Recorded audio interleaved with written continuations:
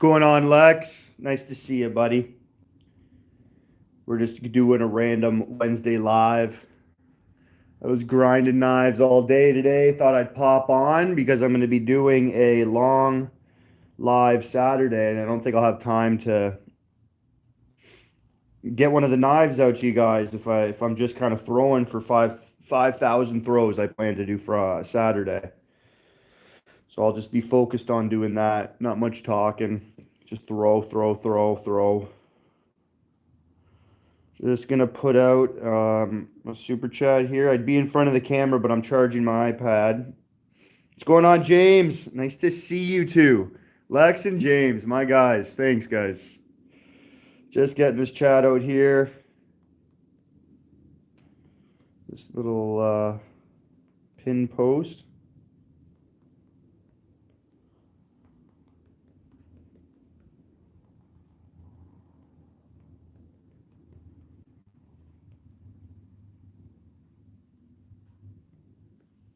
Give me a second here.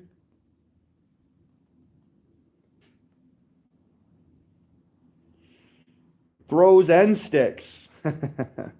All sticks. I have to do 5,000 throws, complete throws. Like if it doesn't stay in the target, it doesn't count.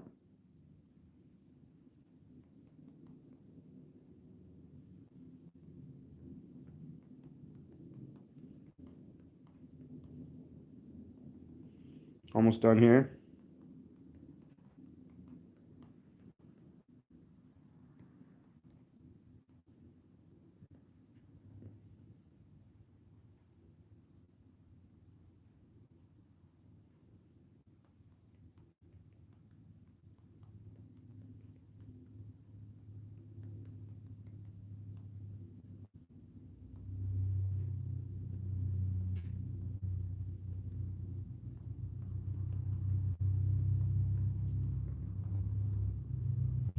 Raffle, custom knife, $10 super chat, 14 spots available, shipping, handling, import fees covered.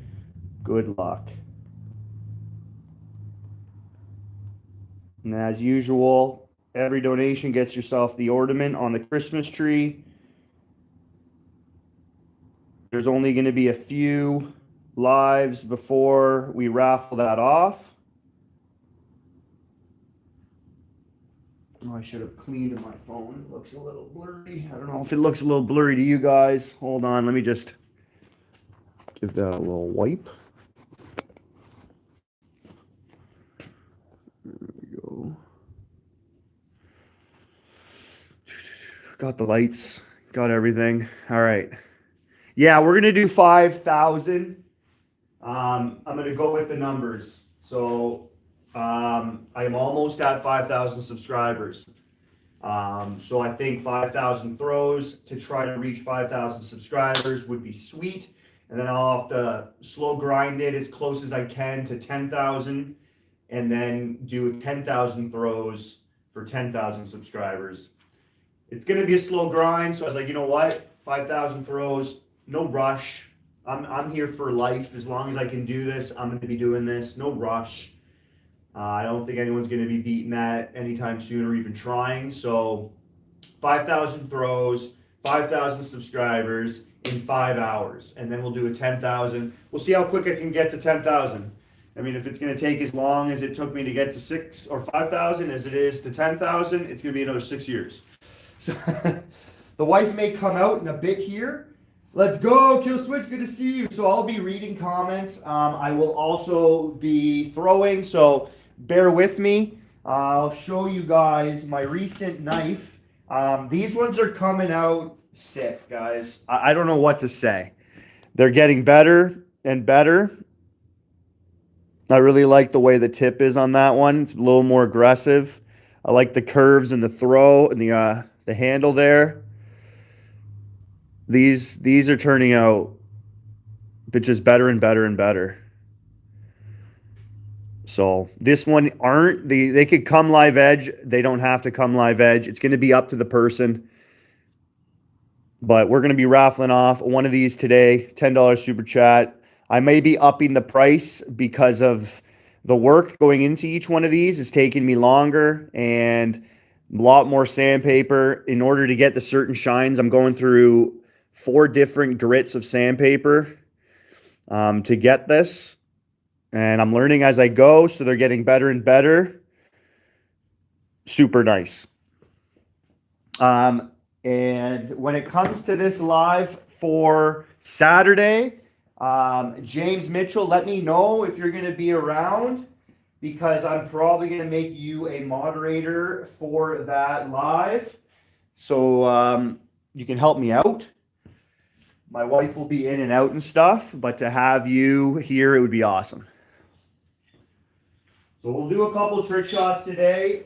I'm not asking for donations, but it is, the lowest donation gets you a chance to win free prizes. I'll keep repeating that. Sorry for all those that already are aware. It is what it is for new people. I'm trying to grow the channel, and I'll just keep kind of mentioning certain things for people to get them a chance to win and to get another lightning bolt out. This will be number 15, custom throwing knife. The lightning bolt by myself. To get that out to you guys is an awesome deal. Dude, when do I ever miss a lot? I appreciate that, James. Exactly. I'm glad to have you here. So if you don't mind being a moderator for Saturday, I'll hook you up then when you get in. I have not thrown. I actually grinded 4 knives today because I already got 2 on their way out the door, and then another 2 to raffle off for the next couple lives, if that happens. Today's been like the first nice day. We've been minus 10 degrees Celsius for the last like 2-3 days. So today's been, I've been having the fire going, but it's been a couple cold days. I was gonna go live yesterday, but minus 10 in here just was crazy. What's going on, Zach? Bullets. So my plan is to throw maybe 6 at once like this, maybe even 9, and to get 5,000 throws, maybe 10 to round it off. And I'm gonna have a counter, so I'll be like maybe throwing 3 sets of 10 and then hitting the counter 30 times, doing another round, and kind of doing it that way. We'll see how I feel, how things are going. The more knives up there, the more chances you have hitting your knives, which I don't really want when I'm trying to throw so many times, right? They all have to stick as well, so if I can spread them out like I'm doing right now, that would be awesome. So that wouldn't count.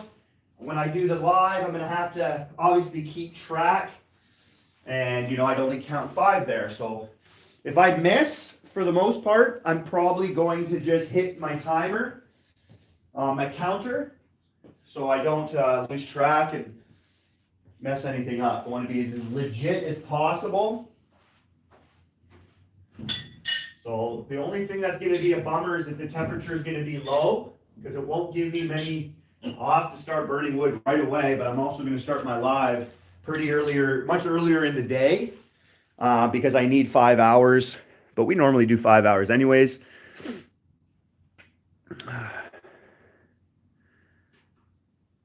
Thank you, James. Appreciate that. Scott Brew, already mailed off your knife, sent you an email with the tracking number.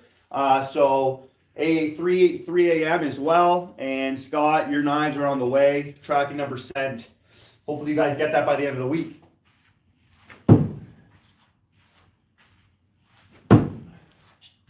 Pretty sure you guys are aware of what's going on. We're raffling off another knife today. We're also, doing that. Probably going to have 5 more lives. So you get your chance to get an ornament on the tree, because we're going to raffle that. We're going to draw 3 names at the end of the month. Whether we do a live on New Year's Day and rock into New Year's together, or I don't know, a lot of people are planning to watch me on their New Year's. So I might do that. I might not. We'll see. For me, it's just being with the family. If we all want to be out here with a nice fire going, lights going, a little rave night, then I'll do it for the family. But if not, we'll do something else. But but they like being out here. They'd be out here if it was the weekend. My kids got school, so the wife's doing a little bath time.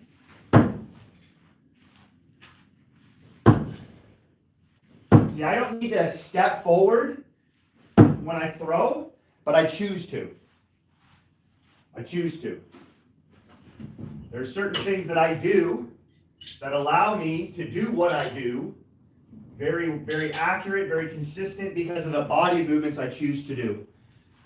You get those knife throwing guys on ESPN, and they do this, and it's very easy to set up and stay consistent because their movements are minimal.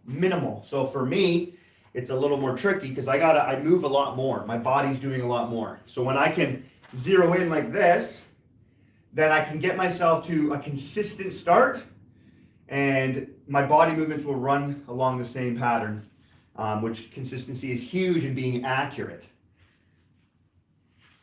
So you can go like this. This is my normal stance when I'm really wanting to be as accurate as possible. I'll line up, whether I have a can, I'm like this. You know, it's slight variations of if I have one knife in my hand, I don't have to pin a target, a moving target, I don't have to throw a can, then I'll hold my knife with this hand. So I don't tire out this arm while I'm aiming. This is fresh, ready to go as best as possible. Because you're still holding it up, right? Not like I'm holding my knife like this. Sometimes you hold it like this over and over, you know, your throwing session's an hour long, you're gonna tire yourself a lot quicker.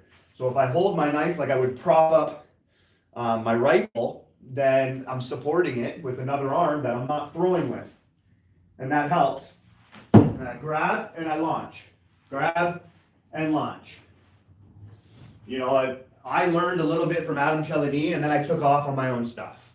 But he'll say, you know, grab your knife, pull back, and fire, right? Pull back and fire. Basic, you know, knife throwing doesn't need to be complicated.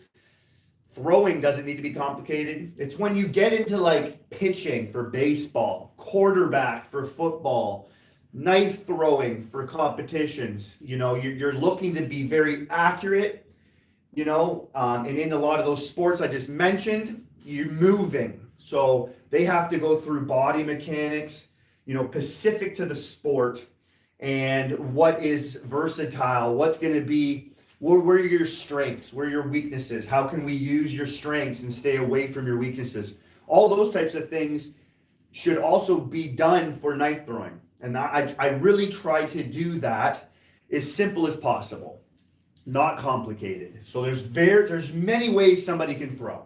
When you look at a baseball pitcher, most baseball pitchers are throwing a certain way, and there's not many different ways. It's not like knife throwing when it comes to baseball pitching. They have to get a 100-mile-an-hour fastball. This is the way their bodies need to go, move, in order to achieve 100 miles an hour. They need to bring that leg up. They need to do that whole transfer of energy from the back to the front and launch forward with a massive step. So yes, I incorporate a little bit of that in when I have my power shots, and I want to bring as much power as possible. I'm going to bring those mechanics from baseball pitching into knife throwing so that I can achieve what a baseball pitcher can achieve with a knife. And that's the highest level of throwing an object in the world. You know, when it comes to football, that's a very intense sport to throw a ball 50 yards for, you know, a Hail Mary for a touchdown. Those quarterbacks are running, they're moving, they're spinning. So my feet, I played a lot of football. So the body mechanics are going to work as a baseball pitcher, but my body mechanics when it goes with my feet are a lot like football. It's going to be like a quarterback in the pocket, and he's going to be in the shotgun, taking the hike, and then he's going to be moving around with his feet, looking for a pitcher, doing his spins, you know, whatever he needs to do. That's kind of how I work my feet work when it comes to knife throwing. All said and done, if I were to train for competition, which I haven't necessarily put, you know, much. It's like 10% of my throwing is competition. And it's that's standing on the line or understanding what I like to do. So I wouldn't be standing on the line. For competition, they would be looking at the line. So I would have to make sure I'm about 2 feet behind the 3 meter. So when I do throw, I got that step and I'm still behind the 3 meters. So I can do this for competition. And that's how it would go. If I was at 4 meters, I'd have to stand about 1.5 feet, maybe 2 feet behind the 4 meter. And for me, the further I go back, the further I have to stand off the line. So up here, it's about 1.5 feet up to 5 meters, 6, 7 meters, especially 7 meters. I'm probably 2.5 feet behind the line. Not a big difference, but for me to get that step forward, right? If you look at a baseball pitcher, they're accurate. They got a little box, strike zone. They're like 32 feet, so they're much further than 7 meters from the catcher. And when they're on the top or they're in the middle of the mound, which is on top of the mound, when they're done throwing their pitch, their foot is off the mound. Potentially more than 2 meters of a step, right? Like they're launching at least 2 meters, 1.5 meters, 2 meters at least. That's a big step, and that's what I bring as well, but not as intense because I don't need all that power and speed when it comes for just looking at accuracy. You know, that's all I worry about. I do a lot of other things, skill tests, you know, knife skills, requiring me to do a lot more, but when it comes to competition, not a big step is required, but I still naturally put a step in. For me, it's just the mechanics that I have trained with, and I don't want to deter, go away from that to train for competition. I have over 6 years into knife throwing.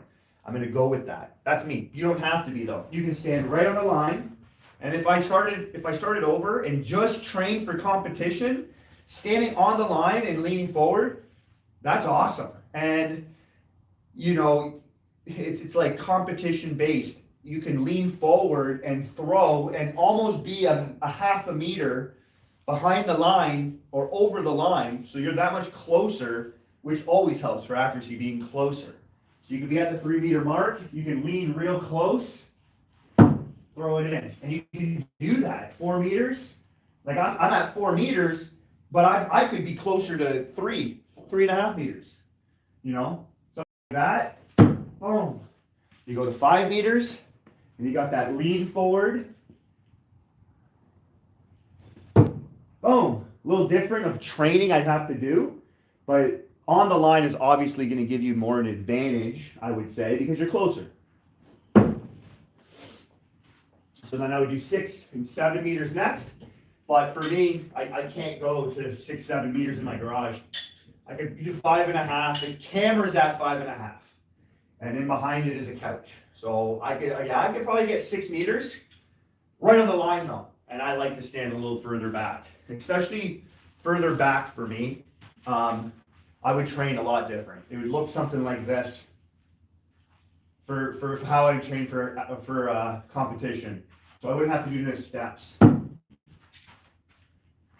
Once you didn't even rotate it all there. This is a very good way of throwing no spin. You can really get that elbow in front of you, and then you're just working on that wrist and index finger. And it's very subtle, very easy to really figure out. Once you do, you're doing that same movement. And then you can just move back.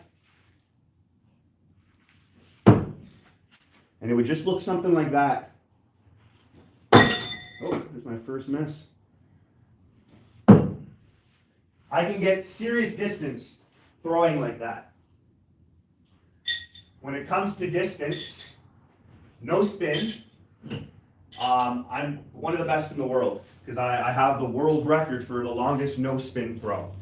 And I've done multiple throws beyond 10 meters. I could do a really good bullet spin beyond that. Got a little chatty there. Hopefully you guys can learn a little something. What's going on, Steph? Good to see you here. Haven't seen you in a while, Mr. Underdog. Go sell some hot dogs. Oh man, some people. It took Adam C over an hour to do 600 sticks. Yeah, I'm not going to go for speed. I'm going to do other records. So I'm going to try to get 100 without missing as quick as I can.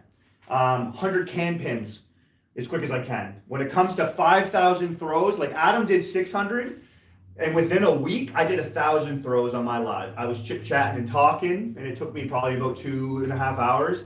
Without talking, I can probably do 1,000 under an hour. So Adam's an awesome thrower, but we're total different throwers. We're much different throwers. When it comes to knife throwing, I have been training my entire life and always ask my wife, you know, what am I training for? And I feel like I've been training to knife throw. I have very good athleticism. I very good endurance, flexible, healthy, got a lot of muscle. I can do a lot of moving. Oh, sorry, did you poo? Did you? Sorry, my dog either just he prairied. Oh, he did. He launched out. Oops. Oh, sorry, bro. Hold on, guys. Oh, man side. Oh, my dog just dropped the load in here. Why? Because I'm talking all the time. Okay, sorry. I know. I'm going to go get a bag, guys. I'll be right back. I'm getting boxed out here.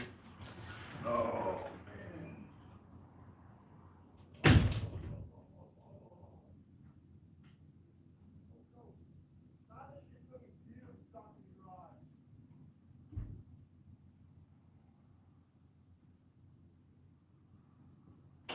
Oh, my goodness.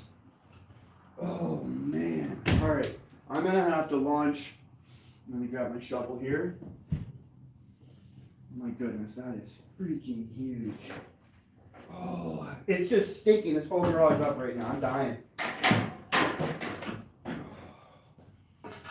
Sorry, guys. Oh, boy. Oh, oh. Oh, God. How do I miss these things? It's fairly a bigger garage, but oh.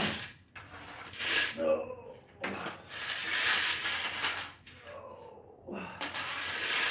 That's the first that's ever happened. It's probably my fault. I let him pee, but he didn't poo, and I think he needed to. Oh, okay. All right, launch that in the backfield there, and I'll be right back. Oh.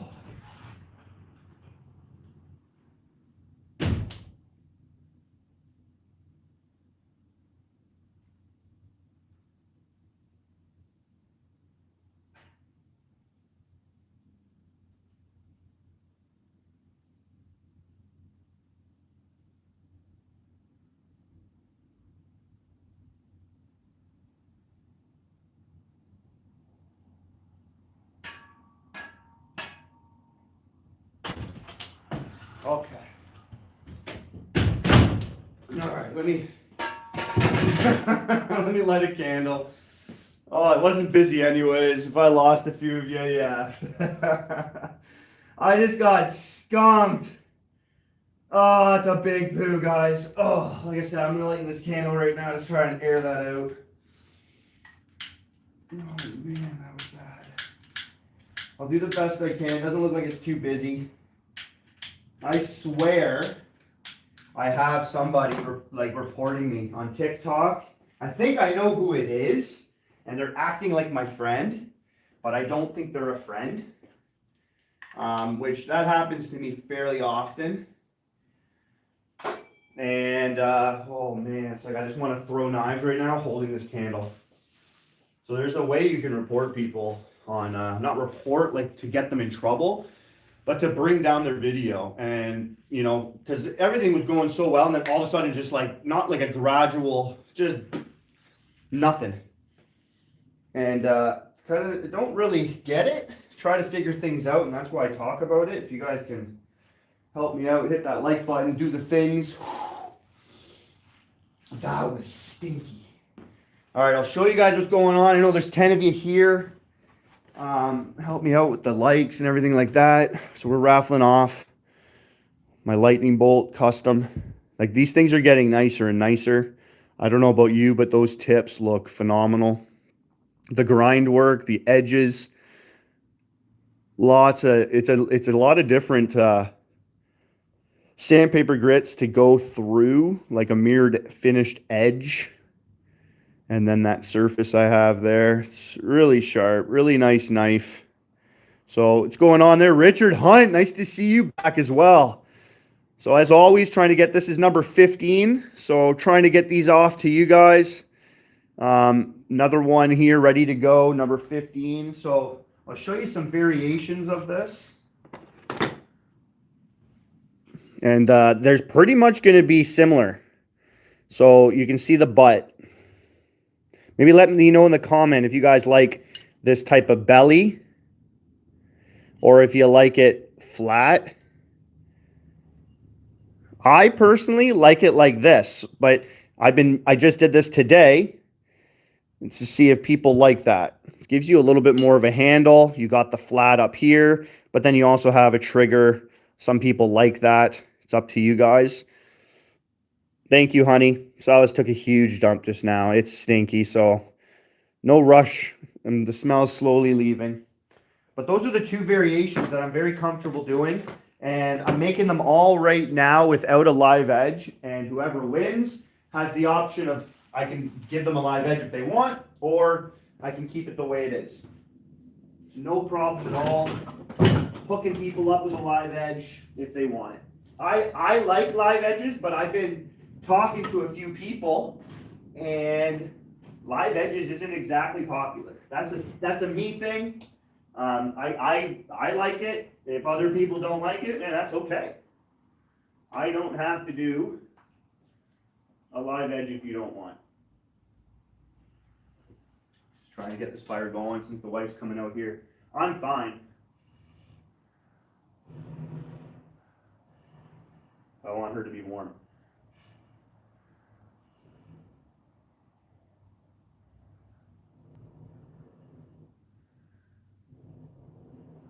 So you guys done your Christmas shopping? How's everybody doing for that? I'm pretty much done.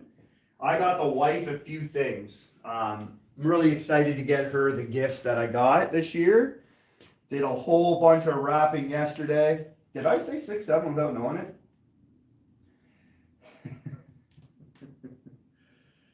Yeah, Silas really... I enjoy making the knife stuff. Yeah, it's actually super fun. It's a very unique. It's not like I'm trying to get something that someone else is doing. I'm just copying. It's a very unique thing in order to give you guys that lightning bolt design, which freaking throws really well and is deadly. Certain knives are that way. When they go in and you try to pull them out, they almost do more damage coming out. Like, that's a very deadly weapon right there. The steel has been tried, tested, and is true. Yeah, that's these knives. So I made 2 identical. The last 2 are my favorite. And they're super sharp. Putting the knives on the t-shirt as well. Yeah, that's a kind of a cool idea. I like that. I like that a lot.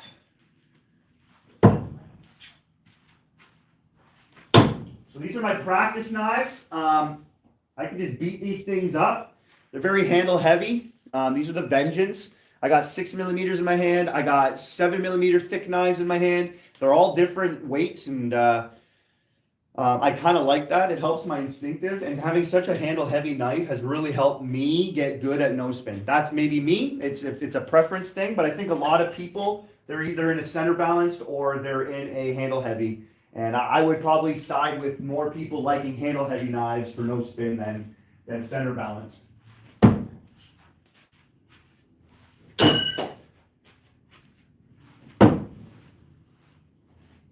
So I can beat these up and I don't care because they're very easy to clean up.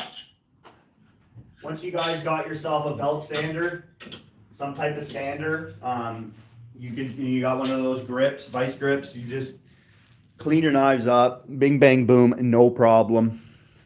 Let me know if you guys have any questions. Today's a chill live. I'll raffle something off if it gets a little busy. I did come out normal, like normally I'm about 7 o'clock Eastern time. I came out today about 6, I think it was.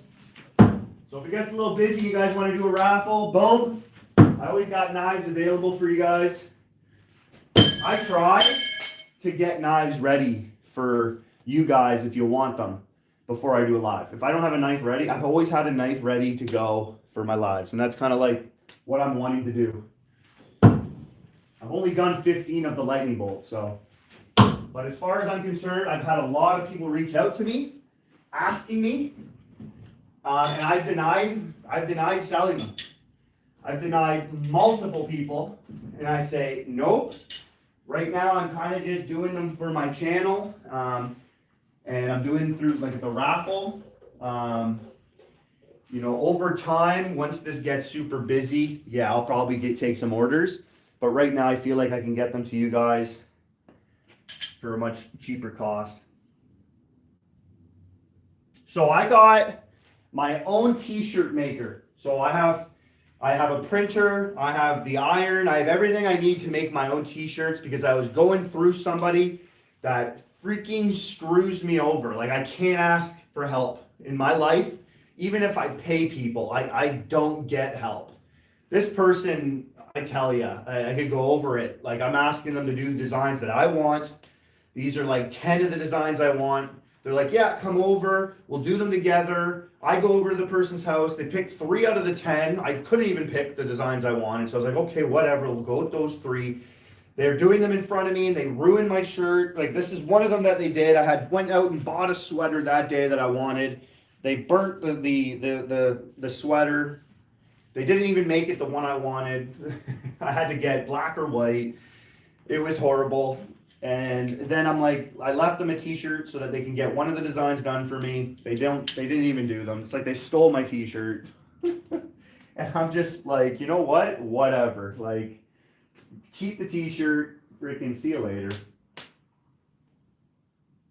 So I'm doing them myself now, which means I have to learn something completely new,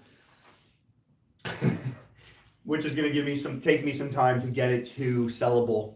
But once I get those designs done nice on the printer and I can iron it out on a t-shirt really nice, I will make one for you personally there, especially because you're going to be my first moderator. James, I'll get you one. No problem, buddy. And if you win the number 1, you get my first ever t-shirt that I made. So that is in the prize number 1 is a t-shirt if you win that. Depending on how this channel goes, I've been working deals out with other knife companies like the Thunder and Lightning giveaway. Once we do raffles, I'd love to be able to give a t-shirt out with it. You know, maybe just increase the raffle by $1 or something and, you know, put a bundle together every time. Instead of just my lightning bolt knife, I can do a Thunder, JXE, JXO Thunder. So you get Thunder and Lightning and you get a t-shirt. I mean, frick. The goal is big, to get more and more out to you guys. I think that's what YouTube's all about, is trying to find ways to work with each other. You know, YouTube's going to give me some money and then I can give back to you guys and we can just keep this thing going and just, you know, have fun. Ultimately, I enjoy making knives. Like today, I was thrilled. I went inside and just like went up to my wife. I was like, take a look at this one. Like, look at how they're coming out. When you guys get these in person, you'll see them. Like, I know some of you have already gotten them and you can see the edge work. You can kind of see it when I put this certain ways. The edge work is phenomenal. Like, it's mirror finish. You get this flash. It's super shiny down the edges. It's got a good grip here. Super slide, really nice right out. It's just, they're really sharp. I mean, I did my world record last week with one of them. They throw awesome. You smell it? It was just a dump. It was just a dump. Oh my goodness. Like, I'm not even seeing him do it. I'm in a teaching point. I wanted to go over some things. And then all of a sudden my Doberman pincher nose picks it up and I'm like, whoa. I'm like, what? Did he just prairie dog? And it took me a little bit to find where he decided to let it go, but it was like a minefield. He didn't put a pile. He just dropped and scattered it everywhere. So it was just smelling in multiple areas all at once and hit me like a brick train. Like, whew. Sorry for the details, guys. Oh, what did I do here?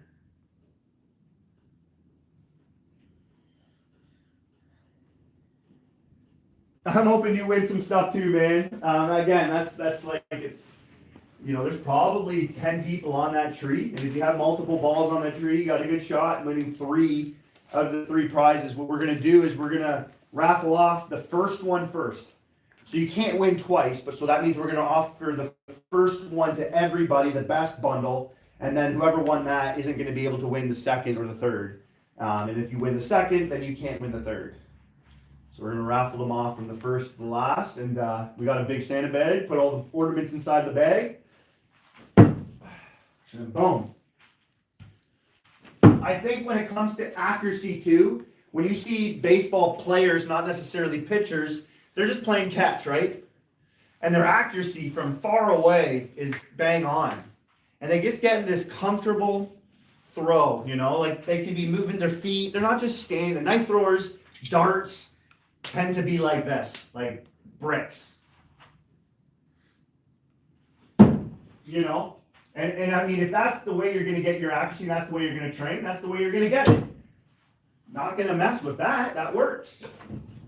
What I'm messing with is I don't think you have to do it that way. If you want to be loose, like, and you just want to throw and have a good time, like baseball, you know, throwing catch with your boy, you're a dad, you're just throwing catch, throwing football. That's how I do it. I just, you know, just chilling, throwing. And I mean, you're going to be right there in the zone. Right there in the zone every time. For me, the sweater, I wouldn't throw with a sweater. Every time I throw, this thing kind of goes forward. That throws me off a bit there. But just chilling. Just 3 to 4 meters, no problem. Hey James, hey Kill Switch. I have my in charging, but I mean, you could probably take it off the charger if you want to put your... James says he wants that picture you posted earlier on a t-shirt. Yeah. I'm up to date on the stuff, but we're raffling off. If you want to go with the nicest one and you want to show them every time, I've showed them plenty of times. It's not too busy right now. We're gonna have to get back either in the algorithm to help me out, or I feel like I was trying to explain to them, I think somebody's hitting a button and just not helping me out, and I don't know. Knife throwers have it pretty hard. Hey Richard Hunt, welcome back. 2 at once? 2 at once, I can pretty much keep the same accuracy, same power. It's when you get 3, they tend to like hit each other, especially when you have one in the middle of 2. These 2 can just split like the sea.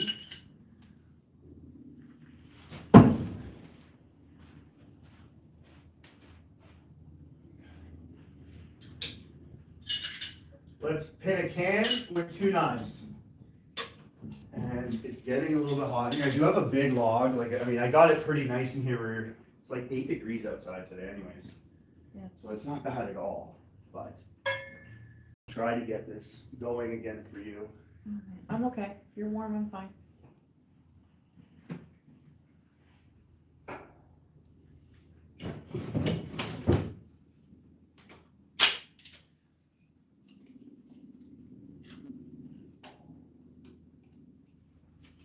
Always can get a little bit better for you. How the girls doing? Good. Showers are done? Yeah. Alright, let's pin. It was nice. I kept my wife's knife in the target, in the can. I kept your can, and I wrote on it, Smoking Hot Wife, #1 can pin. I also kept my can that I pinned 7 meters with, and I started to keep the cans that I do special things with, like I go in that bag and get the crush, because I threw it away, and I didn't get it off to Scott. Apologize, Scott. But the can I set the record with, the 100 can. I'll keep that and write that. Yeah. I can keep all my cans like that one guy does, Yeah. Skill Billy, and know what I did with each one of them. Richard Hunt. Oh, I don't know. Is Richard Hunt on the tree? I believe Richard Hunt is on the tree, yeah. I believe so. Yeah, right here, Richard Hunt. Okay, yep. You've got at least got one spot on the tree, Richard.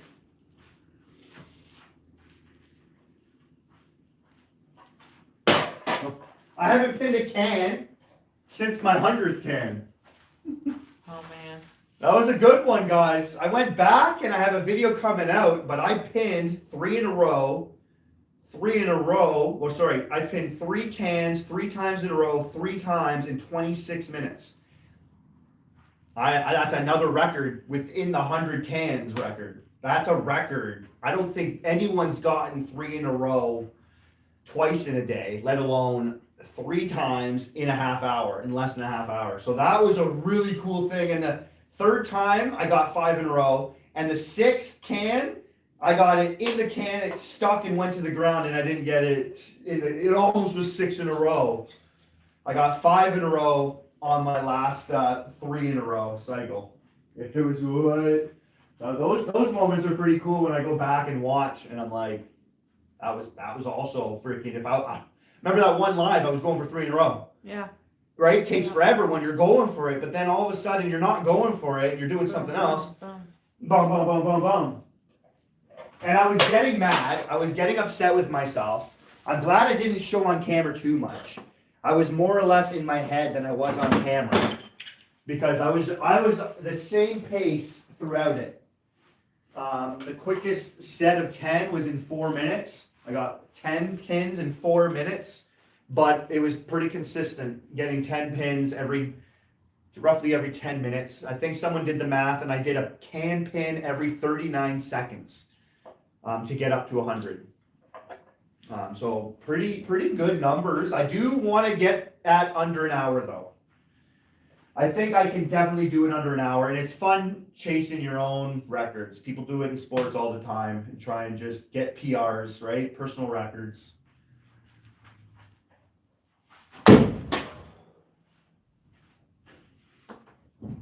But there's a lot of these ideas that I have coming where I'm excited about. I'm just coming up with some new ones. Like I gave you guys that one. I'm going to do 100 sticks without missing as fast as I can. And I'm going to set rules too, because you can have 100 of the same knives and just and have a bunch of targets. You're going to have one target, and you're going to have to do it in sets of 6 or 3. I'm still like, I think 3, because 3 is the normal, what everyone has, and it will give more people the opportunity to try to beat this record than not how many people have 100 cans, or I had 50 cans. It's hard to do some of the things that I'll do just because you're limited on supplies. So if I can do 3 knives, 1 target, as fast as I can to get to 100 without missing, that's gonna be fun. You get to 98 and you miss, or you gotta start all over, right? But everyone can then participate in something like that. I'll set the bar, and we'll take it. There'll be some that are gonna be hard to do, and that's okay. But there's also ones I want to do that other people can also do.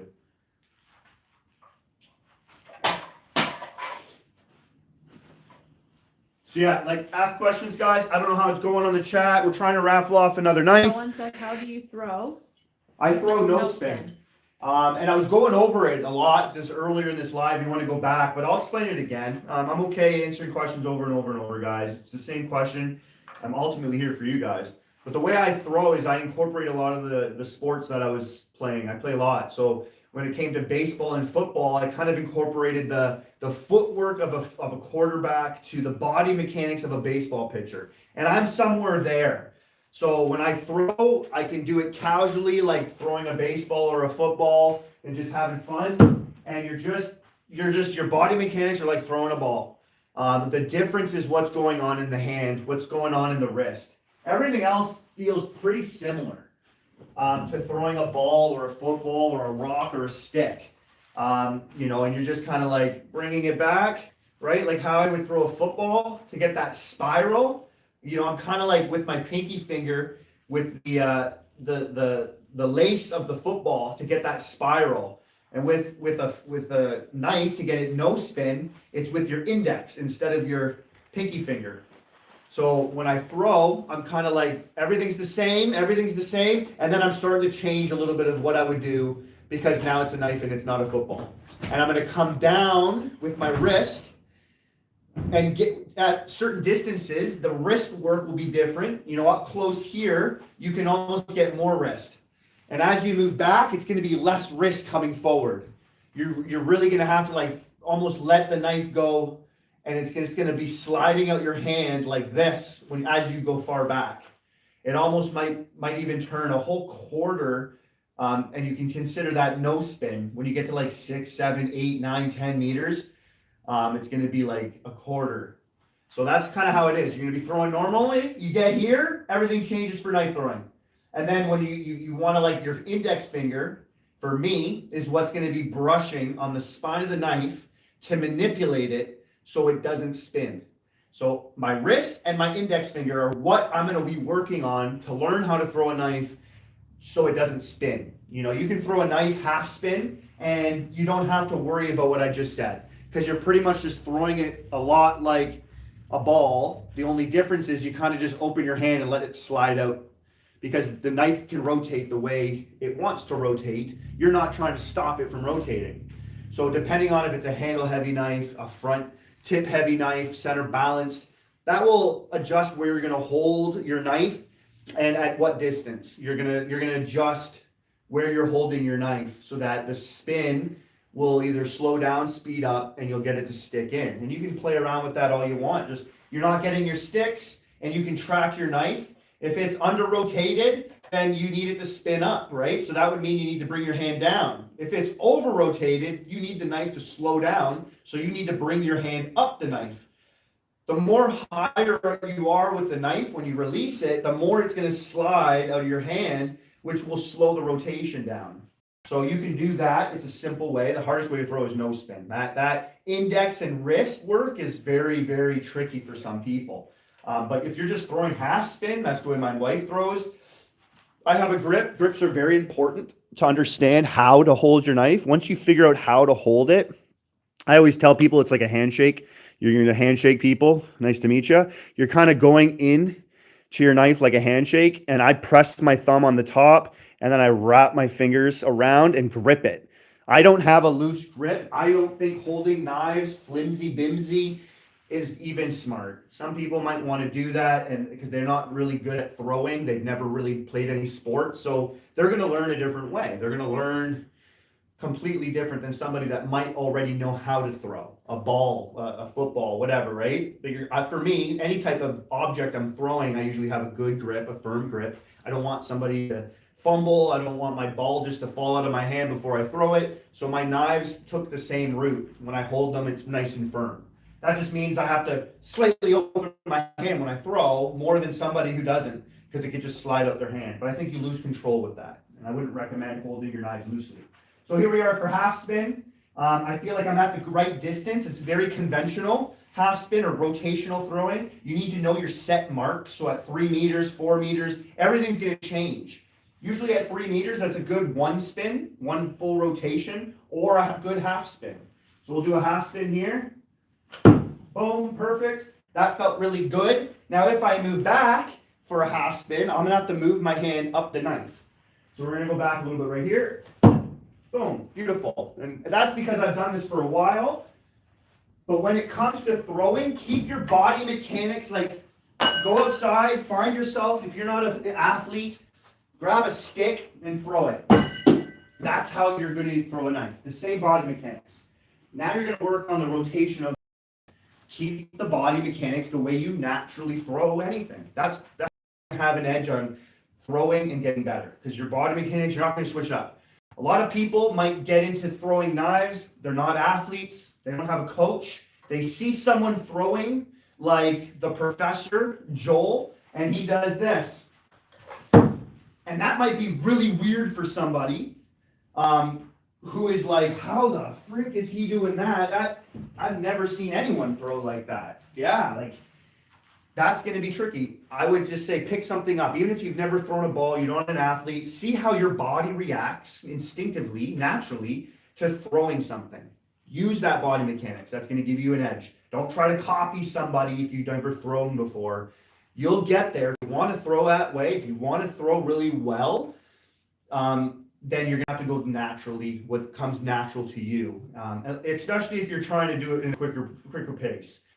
You want to learn how to throw something and take 10 years, go an unnatural way and make your body relearn everything. But if I'm going to teach somebody how to throw, I can usually get anybody to stick a knife in minutes, because I just look and tell them what I'm telling you right now. And in person, I would say just throw, and then I look at the knife and I see whether it's over-rotated or under-rotated. And I'll usually help them hold the knife in the exact same place, and I'll just adjust their distance, and eventually they'll stick it. every single time. Whether they're 3 years old or they're 65 years old, it works for everybody.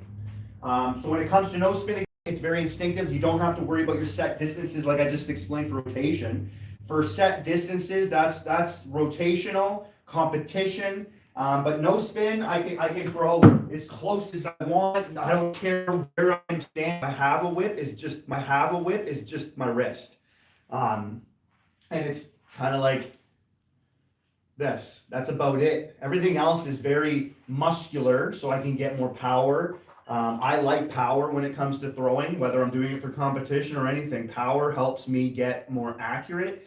It helps me get the stick and not have it just flimsy, and maybe it wouldn't have stuck, but it's just a lob throw. A lot of people do that. I like to have a thrown knife with intention. So my wrist is a lot of that, and a lot comes from this finger pushing the knife. At that certain point, when I'm far back, you lose power because you're so far ahead, so far away from the target, you can't push anymore, no spin. You have to like throw it as hard as you can, but let the knife slide out your hand. So your body mechanics can be very similar, but a lot of that push goes away. Or else at further distances, you throw that push, it's gonna do too much of a rotate. It has too much time to rotate to get to the target. Even if it's slight, you're trying to go for that no spin, and you just rotate that enough is gonna make it not stick from far away. Follow through is very important too. So a lot of people might, and they pull back. I don't recommend that. Those are those whip throwers. Whip throwers, I feel like they take a lot longer to really learn.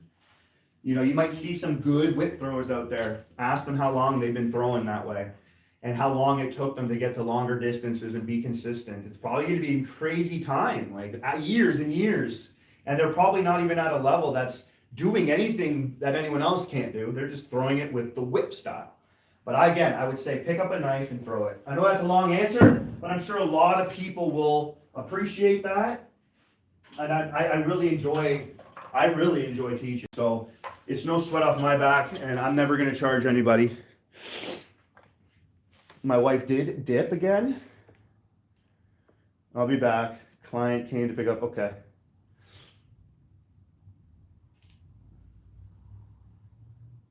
I know. I wish you can connect somehow to my channel, and then you can speak through the chat, right? Like actually speak. That would be very cool to do for those that are moderating from a further distance. Yes, I'm throwing no spin, but I can throw any which way. I might not be just like under the legs. Like my target's high. It's over 7 feet up at the top.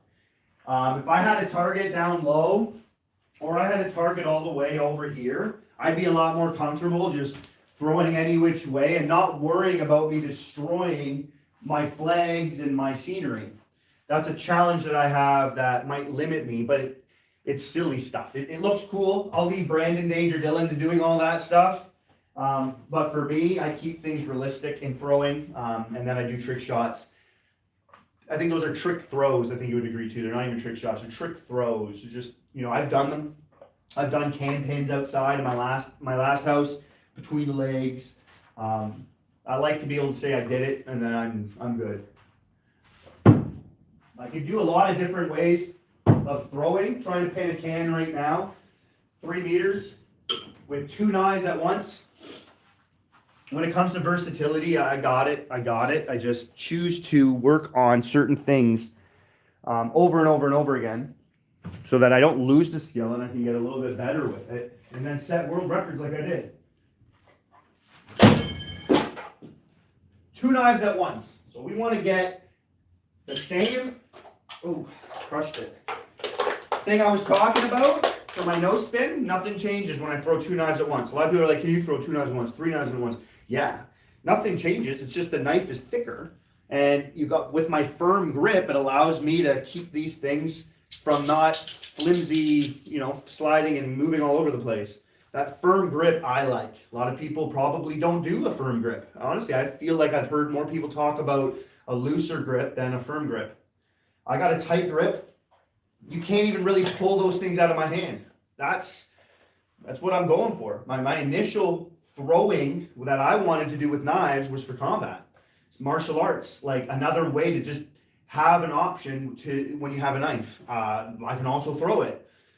A lot of people might say, can you throw a knife in combat? Yeah, you probably won't see it because it's a kill shot.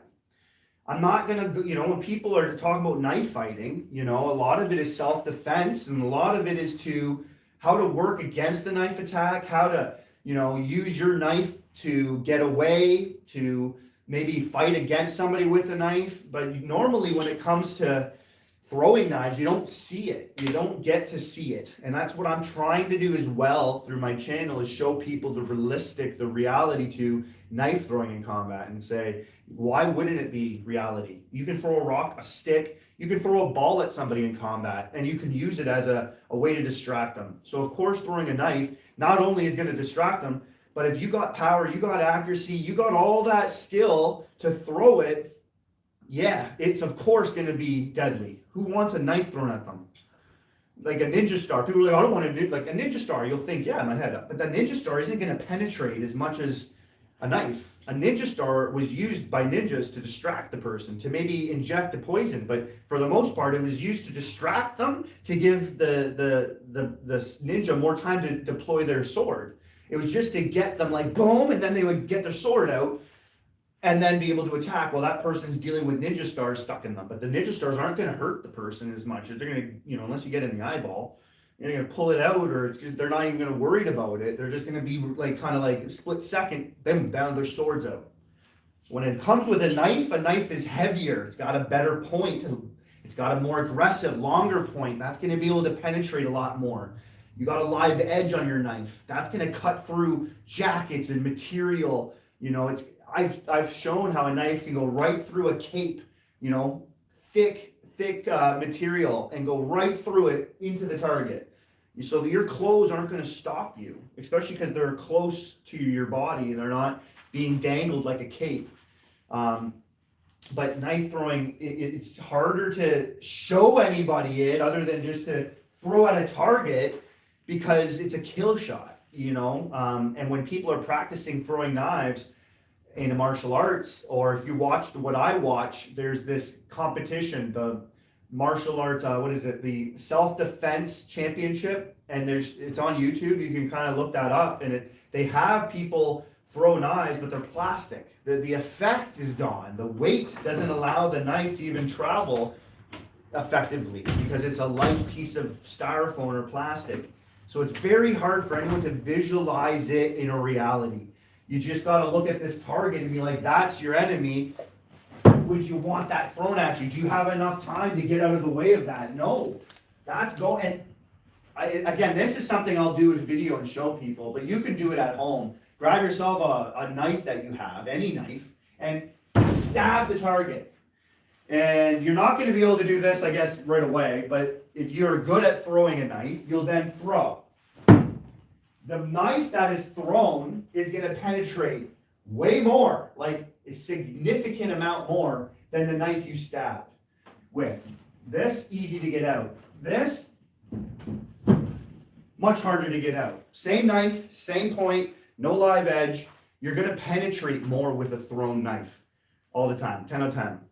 That's, what does that say? So someone stabbing you, yeah, that's great. Someone throwing a knife is going to be able to penetrate more, and they're at a distance.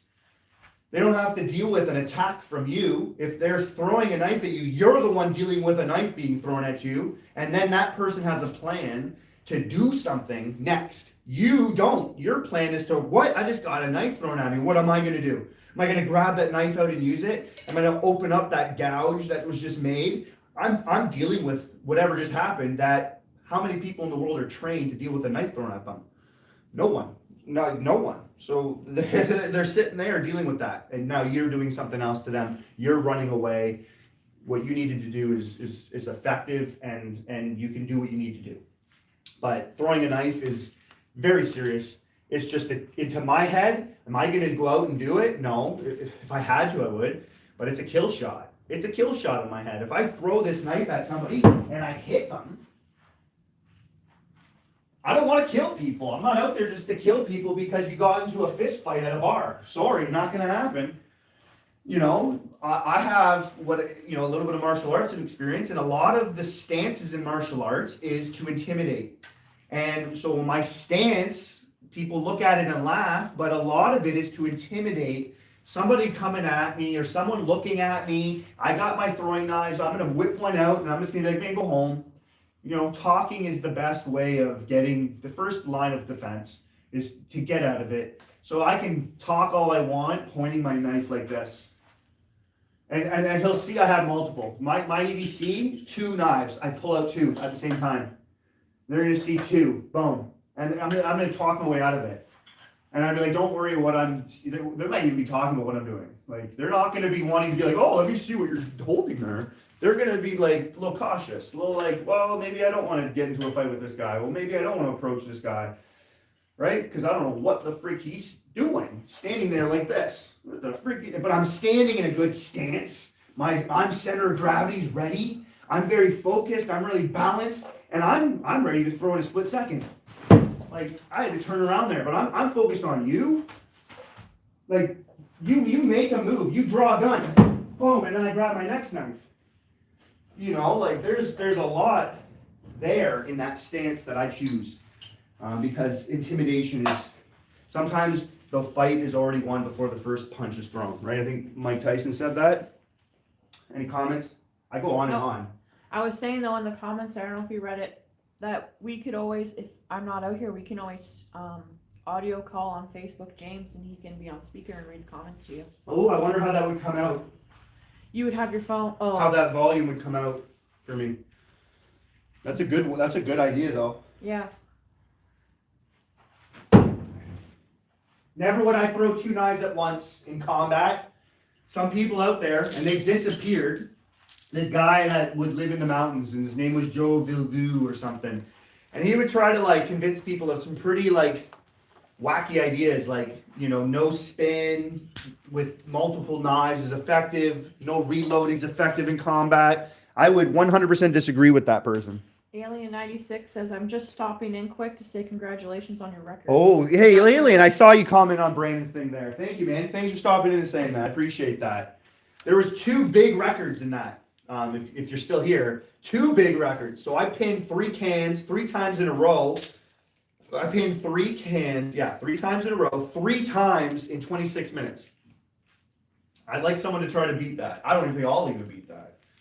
3 cans 3 times in a row from 3 meters in less than a half hour. That's crazy. So that's a record right there that might stand for a long time. But yeah, combat. Guy throwing multiple knives. Why throw 2 of your weapons? That's like shooting your gun and throwing it. Like, don't get rid of your weapon. It's a waste. When you throw your knives, you always want to have a knife. You don't want to throw away 2 at once. That's 1 shot, gone. Like, because you got 2 shots. If you throw 1, and then I got this one, but there's another person I got this to stab, I got this to, I got another knife on me, whatever. Pull it out. You don't want to throw 2 at once. The accuracy's gone. The power's gone. And if I miss, I got another one, right? If I missed, if that person decided to pull out a gun because that knife missed, hit them in the leg, they're like, ah, and then you can finish them off, right? They ain't going nowhere. They're looking at the knife you just threw in their leg. Now you got a clean shot to rush them to get away or to throw another one. For me, I like having 3 knives on me. I got 2 always as my throwing EDCs. It's like a 2 mag, and then I got my 1 on me for hand to hand. I got my 1 on me that I'm never going to throw. It's just going to be on me all the time. I'm always going to have 1 knife on me. Never going to throw my last knife. But I'm going to have 2 knives if I need to throw. I had a raccoon with rabies coming at me. It's a raccoon. I have to throw low. I miss. It's getting closer. I'll have 2 knives to throw at that raccoon. And then I'll have another knife in case it gets close to me. because I can't get away. I don't want this thing to touch me because it's got rabies, and I don't want to get into an altercation trying to freaking cut open or whatever, stab a rabies raccoon. I'm going to want to throw my knives at it. That's a reality for people in the bush, right? You don't got a gun on you, but you got your knives because you're in Canada. It's hard to get your gun license. You want to get into throwing knives, you're able to do that. And then you're able to defend yourself against the raccoon with rabies. Many useful things to throwing knives. As much as it is just therapeutic and enjoying your time outdoors, not sitting in front of a TV. You got yourself, the only reason you can sit in front of a TV is to watch me on YouTube. But you can grab your knives and you can just get out, burn some calories. It's super fun, super therapeutic, as I just said. It gets your mind off the troubles and days, and you can just clear your mind. Go for some sticks, go for a trick shot, because you saw the coolest weatherman on YouTube do it, and you're like, I want to pin a can. His smoking hot wife pinned a can. I can pin a can. So you go outside and you're just like, you know what? Let's try to pin that can. And you just get in that zone or boner. Yeah, babe? Oh, my mini cans. Yeah, my wife, we saw these because we went out shopping for my kids today, and I found the miniest can. We're going to pin that next. The smallest of cans. It's plastic. Oh, you ate everything inside? Mm-hmm. So yeah, there's my finger, right? This thing's small. That, I don't know what to say. It's 1.5 inches big. This thing's tiny. I got bigger hands, so I'm hopefully trying to make this look small. And we got a 6-pack of it. Ooh, got a 6-pack. Got a 6-pack. Soda cans. How big are they? I think it's 1.5 inches or 2 inches. Yeah. I'm at least gonna get this can here. 2 knives, hit a can. Let's go. That would have been a really nice bullseye shot. Normally when I'm talking in those teaching points too, I'm used to having a lot of people, but if it's just the same people, I'm sorry for talking the same stuff to you. Oh, just 11. I'm going to try to get on as much as possible. If it's, a hit or miss, it's a hit or miss. Maybe I'll hit 1 out of the next 5, or a few more people pop in and want a chance to win, or want to do a raffle. Like I said, I think your deployment kind of... My wife thinks it was me being deployed, so I leave. But I don't know if the algorithm's because I'm still posting regularly. I don't know if that is the answer, or is it just people... Maybe lives do make a difference. Maybe they do. I feel like my lives are doing really good and the algorithm should hit it. But I just like what I'm doing. So, of course, the 11, 10 people that always are here, my crew, they don't want to buy any more knives, right? And that's I enjoy making them and I want to get them out to people. So that would be the reason why I would want more people, because then more people would want them and I can make them more. But hello, Kevin McGee. What's going on? Says, hey, y'all. Oh, there we go. So I didn't get 2 in it at once, but I do like hitting a can that way. And I'll always play accuracy games with myself, and now I'll try to get it in to the can. Same spot it just was. Usually I don't give myself another shot. That's the game. You gotta be good enough to get it right away. Oh. Yeah, that too. I agree, James. What's Says that? it could be the holidays too, just throwing everyone off. It is. It can be. Because I know Brandon's got a lot of subscribers, but he also doesn't get a lot of people watching him some days. And I'm just like, what's up? Some days he's got a ton, and he does it Thursdays. I'm random. I'm going to be Saturdays, Fridays. I do random Sundays. I'm Wednesday today. I have 2 more days of work. So we're probably going to do one Friday. We're going to do one Saturday, and I'm off. So I might do one Monday, Tuesday, Wednesday next week. How long ago did you start, Kevin says? I started 6 years ago. No, you're live. It's Kevin and Christian. Oh, I can look up here and see. I was on 1 hour and 10 minutes ago I started. Hour and 10 minutes ago. So we'll pin that little can. Where is it? I didn't think I was going to pin that little can today. Here you go. Thank you. It's a local Coca-Cola. So we're pinning this mini can. Let me show you a real size can.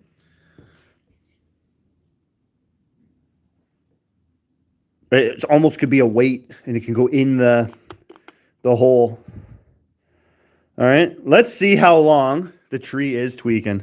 I can stop it. Do you guys not like the tweaking lights? Because I can stop it. There's patterns, but I like the flicker. Usually I have music going for my lives, but I can make it do a whole bunch of different stuff. So it can chill. It can like fade. Put that one on. But there's a fade with lights, and it fades in between different lights, the colors. This one just fades out, and then fades back in with color, and then fades back out with white.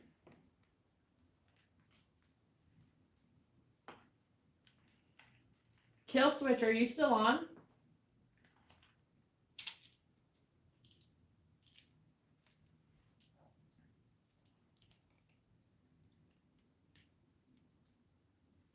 No, I didn't change my name, but YouTube changed their settings, so all the names went back to its original setting when you first created your YouTube channel. That's the freaking next one that I had on the board. Let's just see what that does. I know there's a fading going on in there. When Kill Switch was on, did you show him this? You know, because of the lights, babe, I can't see. No, I didn't show him the SpongeBob. Oh, How many here. times can you throw this little...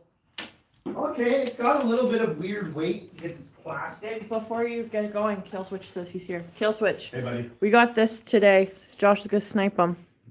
One live. That's SpongeBob song. We're gonna snipe the SpongeBob. I'm still thinking, like, of course I can throw objects and hit it, but for YouTube to enjoy it, I might not throw it. It's easy, but to get it like a camera close up to it so you can see it, and I'll try to get a couple eye shots, get them right in there. All right, we're pinning the miniest. This is another world record. Yeah. And I don't think you're gonna be able to find. Well, maybe there's those little toys they got, the girls. Yeah, Remember those little Yeah. ones? I don't even know if they have little cans. But this is probably the smallest can that's ever been pinned. It's a 0.25 ounce. Legit. I kind of want a sharper knife just because it's so small, and if you have to hit it on the side. Here we go. The smallest can pin. Let's unicorn this bad boy. Oh man. The smallest can pin. Oh. Do you have a Smith & Wesson throwing knife you can use? The first knife I ever threw was a Smith & Wesson boot knife. The first knife I ever threw. Smith & Wesson boot knife.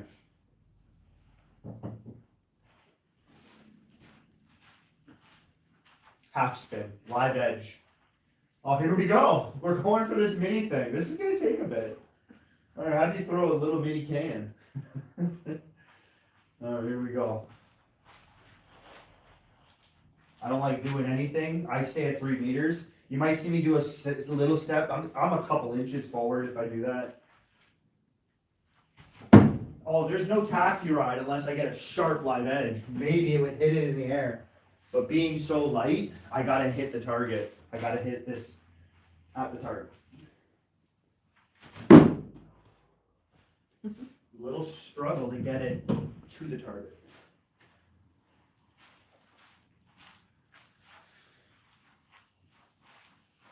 Do you want a full one maybe? No. Well, what's in it? Did you enjoy it? Yep. What is it? Little So fizzy those- candies? So it's fizzy, but like the Kind pop? of. A little bit. Well, if you enjoy it, you enjoy it. It is. I think I'm gonna have to do a different throw. I'm just working on the can. It's small, but it's mighty. Hey, that's better. Oh, that was dead bullseye. We're almost through this target. I've got the stream on my TV and my tablet. Who's that? Kill Switch.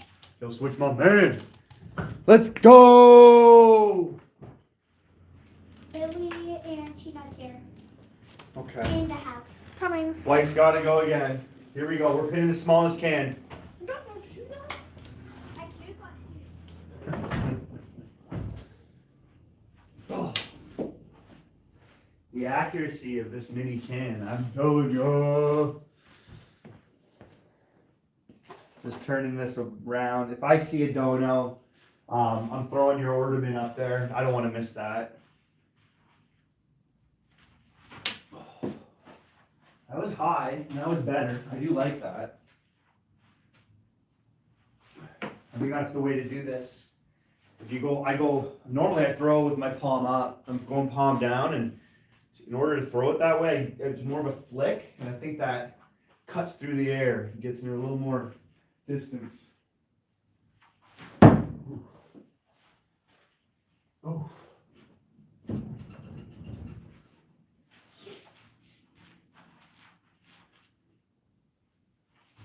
Those ones are good. Those ones are okay. Might be here for a couple hours now trying to pin the world's smallest can. Oh, I was in line with it. The first bounce.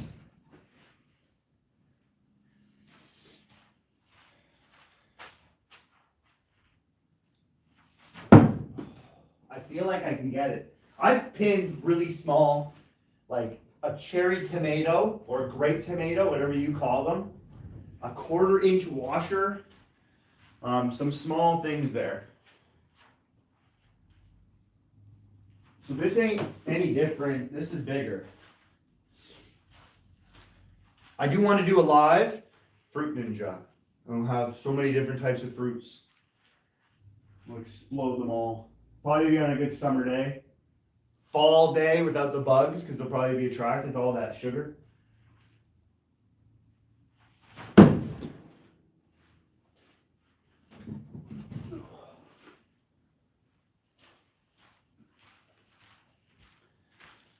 Wife will be back. Yeah, the ring with 2 knives. I think I got 3 knives in the ring as well. I got 3 in the ring. I never did that before. That was cool because it's only a 2-inch ring. I don't use those big rings unless I'm taping my lighter inside of them. Usually that's 4-inch ring with a lighter inside. And tape that to throw it and explode it over a candle. Otherwise, people use these 4-inch rings and it's like throwing a target, like a log round. It's like throwing a log round and hitting it and saying, woohoo.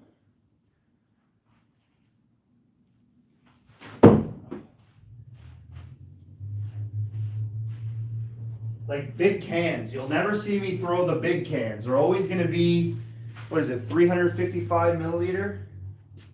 Yeah, 355 milliliter.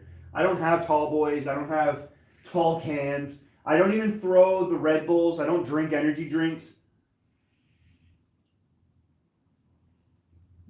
I won't. They're too easy. There's a standard to everything I do, and it's got to be, there's one guy that throws tall boys only. That's a lot of extra target you're aiming for right there. It's a lot easier to throw, too. It's bigger, it's heavier. Ooh, that was the closest one. Can you guys even see this can in the air? I might be able to move this up a little bit. Oh, that's it. Thanks for hitting that like button, guys. I appreciate you. Steph, and Christian says, hey, he has been throwing one of his custom knives he made. Your man, you mean Christian makes knives as well now? That's awesome.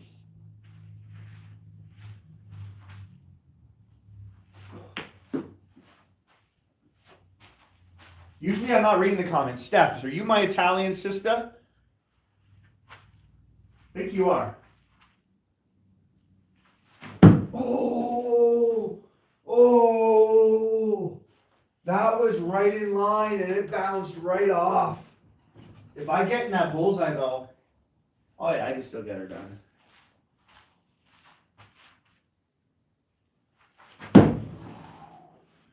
We're getting close now. You know why? Because I'm getting better at throwing the can. As soon as I'm good at throwing the can, I can zero in my knife a lot better.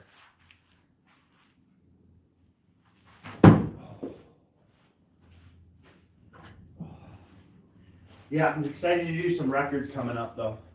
A lot of these lives that I have this month is going to be for the ornaments, a lot of hanging out, chilling.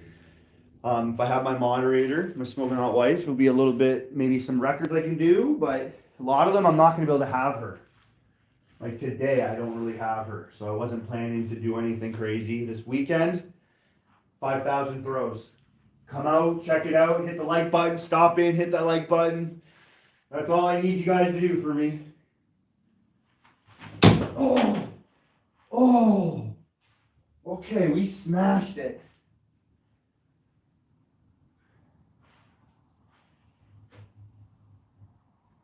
Okay, I think I just hit it. I just hit it.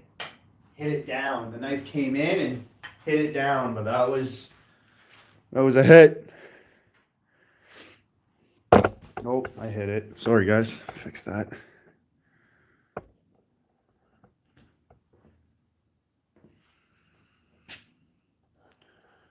Okay.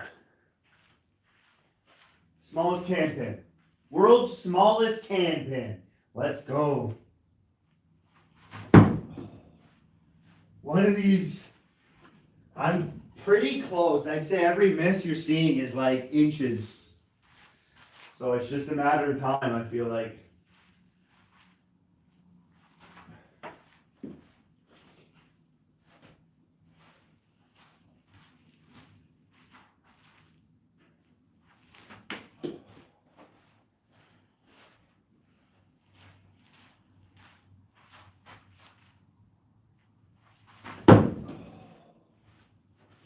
I have to adjust my sweater every time. The amount of force my throws shoot this every time. There's not one time I can hold my sleeve back. Let's go. World's smallest can. Look at that. It is not, like it's smaller than a pinky finger. Oh. Oh. Who was here to see my wife's can pin last week? Her first ever live pinned can. She didn't even do that before, ever. Not even with just me. And she did it live in front of all of you. Imagine getting to get 3 of these in a row. That probably would never happen.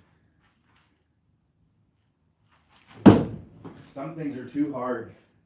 Knife throwing is very challenging when it comes to accuracy. That's why you'll see a lot of things done from me at 3 meters, because you take it back to 7 meters to make people more impressed. It's then impossible. Pinning 3 cans in a row from 7 meters. Ask anybody what that would be like. That would never happen. It would just, I don't think that can ever happen. Even if somebody every single day was doing that. Maybe 2 in a row. I could give somebody 2 in a row maybe from 7 meters. Even that, a no spin, that's crazy. Oh, oh, that was money. We got this. Oh. We got this. I'm gonna crack. I worked hard today.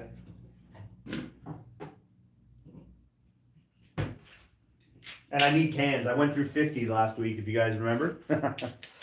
I went through 50. I need to re-up my cans.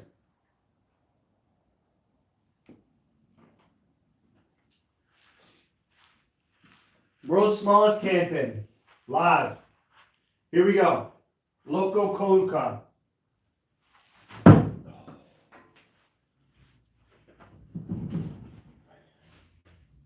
We don't know what's going to happen, but I'm calling a unicorn. Yeah, baby. Go big or go home.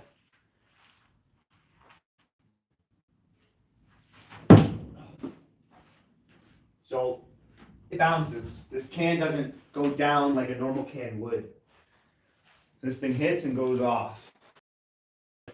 I have to meet up. It goes. I got to meet with it. As soon as it hits that target, I gotta meet it there. Go on a date, hang out. If I beat it to the target, not happening. I That's why you're seeing it. Bounce. Missed. Bounce. I thought I hit it there and it didn't go through because it was a bad throw. Nope. I wish this thing was made out of aluminum. That'd be cool. James. Hey, gorgeous. How you doing, gorgeous?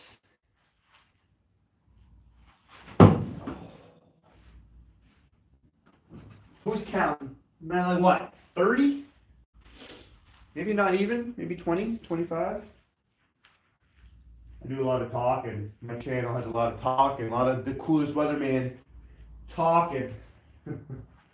What other channel doesn't talk, right? I mean, there's some Pokemon guys I watch, and they just talk about nothing.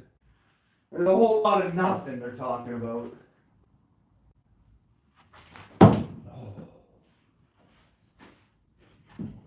A lot of people, these YouTubers, I don't know how they make the money they do. Open up Pokemon cards. Hey, gorgeous! So we're pinning the world's smallest can. First ever. World's smallest can pin. Ever. No spin. 3 meters. Let's go. Oh, that would have been cool if it lined up because I smashed it. I was like in the air, right beside it, knocked it off to the side.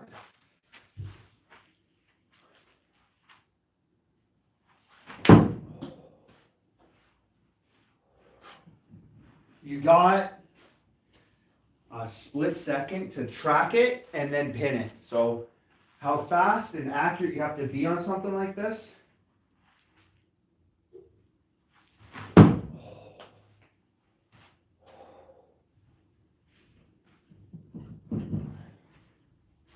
And then something like throwing this, no practice. No practice. Just right now you're watching the practice.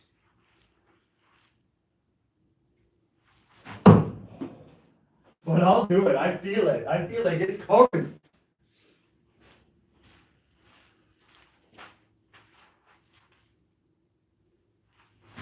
Oh, that was the closest.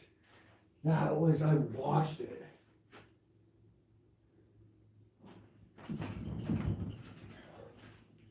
Working at trying to get the best camera for you guys for lives as well, so you can see this stuff. Okay, good. I appreciate the feedback there, James. I think like some people it's a hit or miss, but thank you for that. When people come in, there's like, throw more, shut up and throw.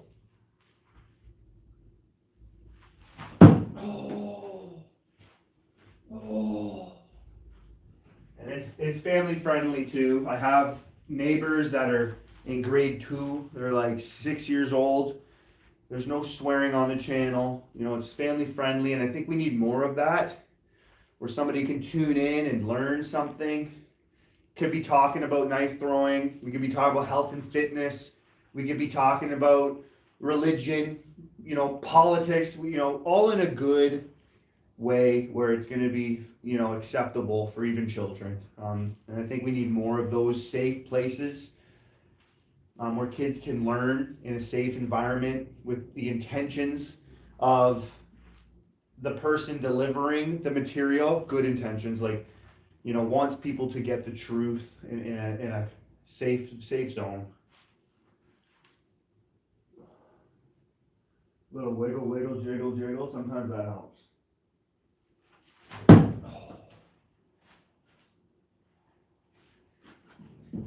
Hitting a bunch of these 100 times. I'd do it. It would be a long live. I'd throw 5 at once.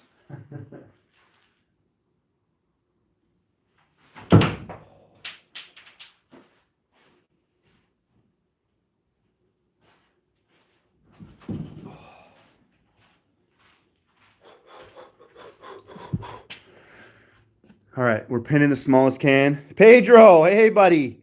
Yeah, it's got a little warmer today, so that's how I'm out here. I was going to be out here yesterday, minus 10 degrees Celsius.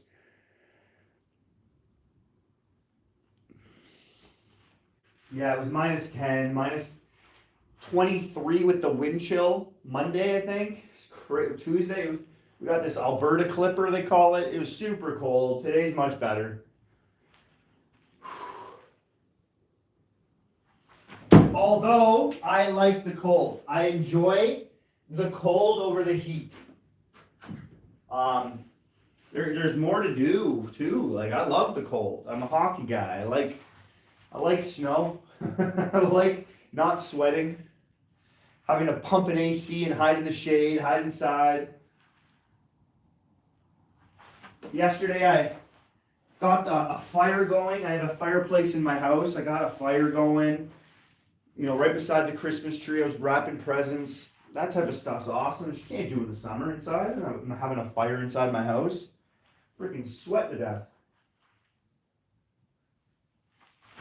Oh. Oh. Oh. I'm sure the wife will be back shortly. Because I am taking some time to see if there's any comments. I do like to try to interact with you guys as best as possible. I could just throw the whole 6-pack. Yeah. Oh, she's already, yeah, my wife loves sugar candy, so she got into it all and ate them all.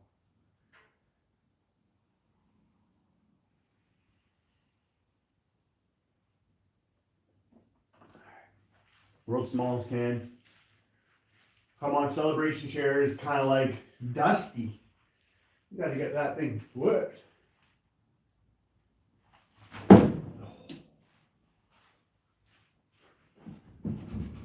You can see, like, wherever the can is falling down, I'm usually throwing in line with that. That line, it's like when I played a lot of pool. I don't know if that's a little hint to people of where a lot of my timing, and I draw lines on the pool table. When I'm aiming at a ball into a pocket, I'm drawing lines in my head. And I kind of see that when I throw a can, there's lines. I throw it and I see lines going down where I need the access at which I need to throw my knife. It's usually lined up and I'm slightly off. Like, that's why I can hit a can pretty well, very consistent. I think when I draw the lines out, I'm a visual. I always visualize things to help me, whether learning something new or just to do something. And I think that's a little hint of maybe if you're a good pool player and you draw lines, connect those things and you can use them in your knife throwing trick shots and draw your lines.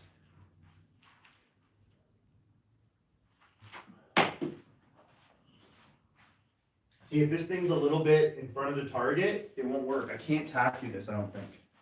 I need a much sharper knife and I don't have a sharp knife. So I'm trying to get it to the target at least. If it hits the target, I got a split second to do it.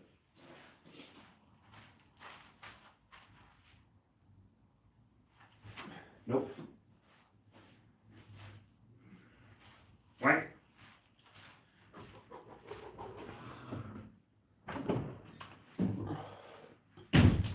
Tina made you a Scrabble name tag for your tree. Oh wow, look at that, eh? It's for your tree. Should make the whole family one.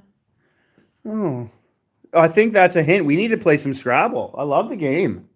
Yes. That's neat. That's nice. We'll put that right on the top. Put that right on the top. Don't worry, guys. My kids, my wife, they all have a chance to win, but me. That's not a chance for me to win. Everyone's got a chance to win, but Josh. But me. Smallest can pin, you didn't miss anything. I'm just getting it, like, I'm zeroing it in. I'm getting really close. Here we go. World's smallest can pin. Live. The coolest Weatherman headquarters. Oh, hits the roof. Whack.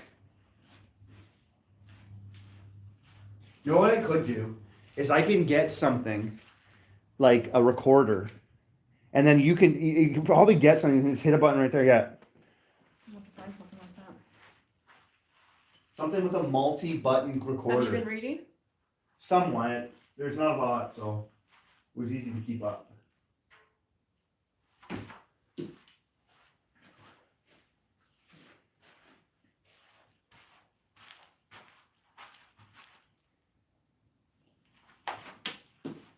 Dude, this is 7 feet. We're like 8 feet tall rafters. It's not much room. You can see me hitting the top a lot.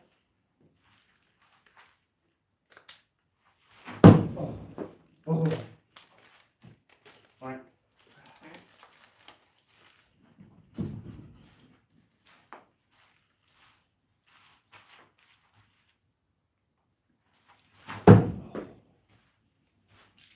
We're doing it. We're doing it, babe. We're doing it. Come on, baby. Yes, Tina, I did just give it to him. You just missed it.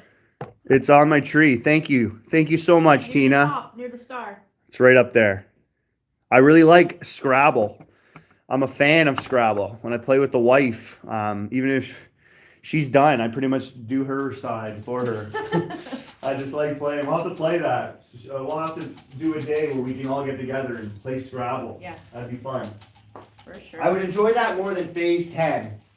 He's never played Phase 10. Oh, you showed me, but Scrabble I like. I'm into Scrabble. Did anyone else lose audio, or is it just me? That's from 3 a.m. Forge. Can you guys still hear us? Tina, can you hear us? Hey 3M, nice to see you here, buddy. I mailed you something and I sent you an email.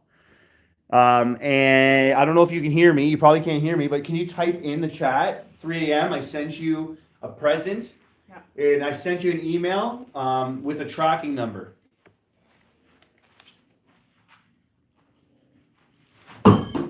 It's just him, because everyone else can hear him. Might have to do an update.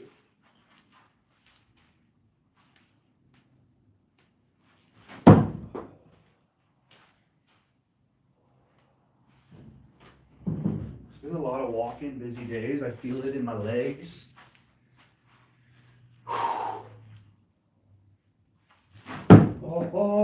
Oh, that was close. Oh, some of these. Babe, do you remember Steph? I remember. Was she the Yeah. Italian sister? Yeah, Yeah, okay. I believe so. I asked her and I don't know, I missed the comment. Let me check. He said, okay, thanks. Does that mean, oh, someone commented. He said it's just him.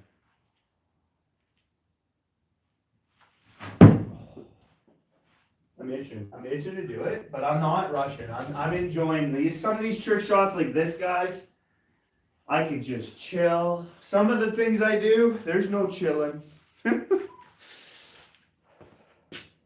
Yeah, that must be her.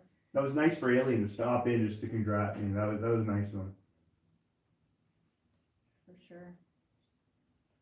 And I was just saying to Tina, I was like, I'll go bring out his name ornament to him right now. It is nice. Yeah, I do it's like cute. that. That'd be a nice little bookmark too.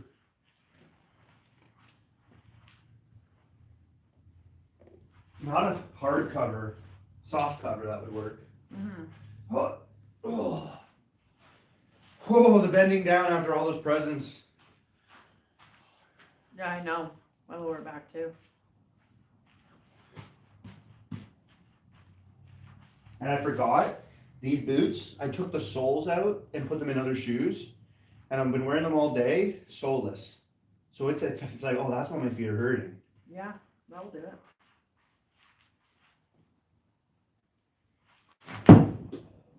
3 a.m. says, that's awesome. Thank you so much, with a big smiley face. You got it, buddy. I hope you like it. Unless his volume's not working. And then he just saw my lips move and has no clue what I said. All right, chair, you ready? Yep.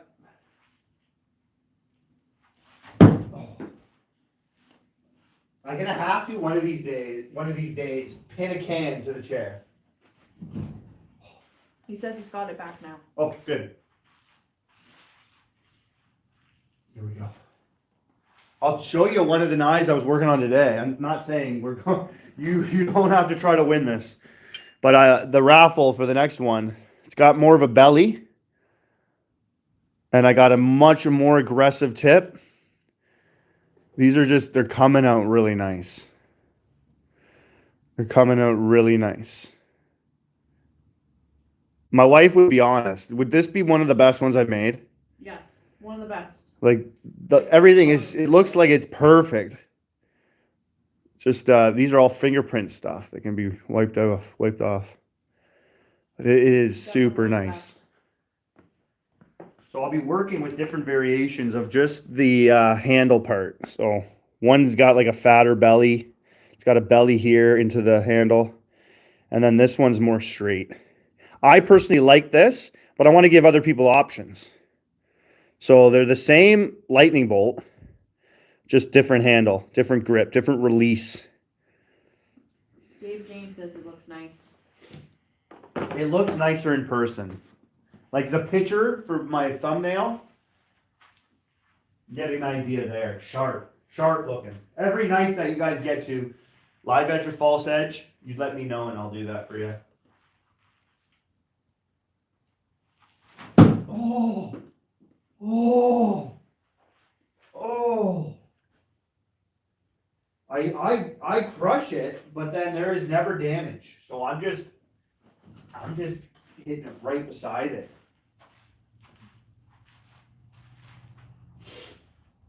World's smallest can pen ever. Live. Coolest Weatherman Studios. Let's go. Get some. Come on.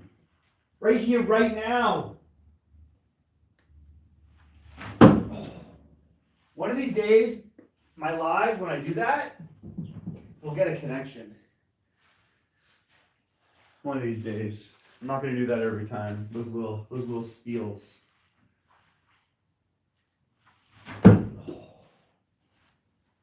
Little can, come on, man. Okay. We're gonna. I always like Coolest saying Weatherman Productions, James says. productions.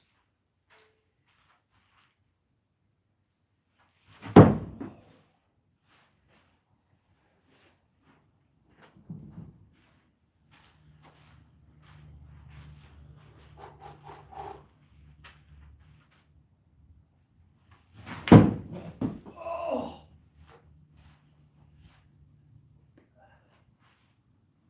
Missed.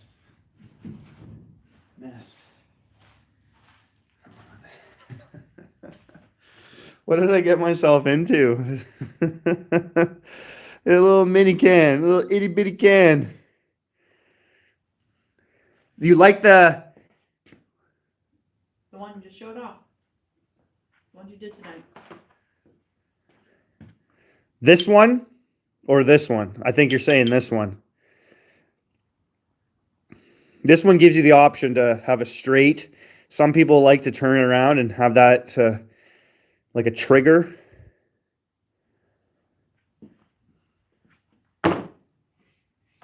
Yeah, that one he said. Yeah,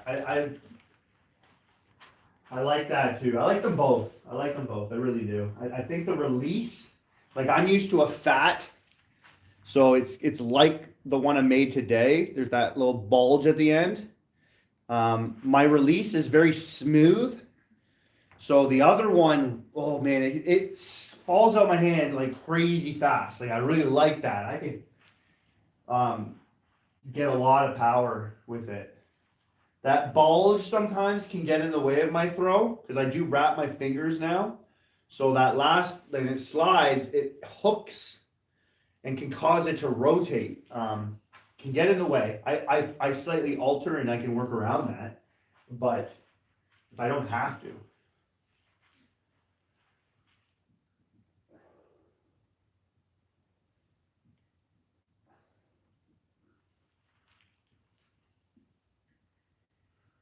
All right, here we go.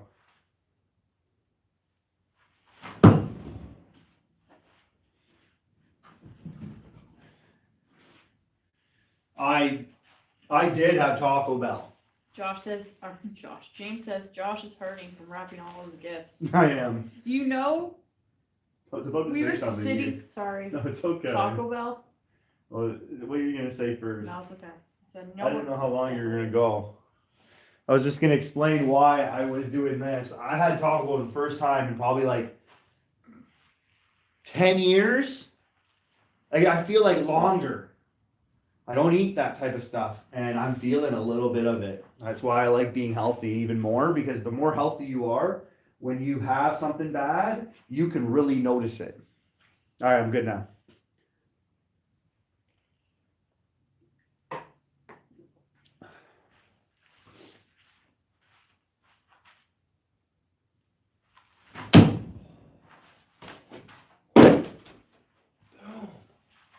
Boom. Let's go!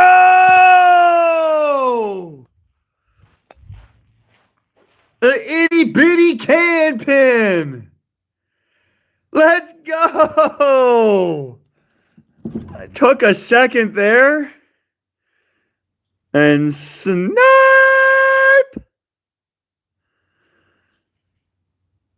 Oh, what?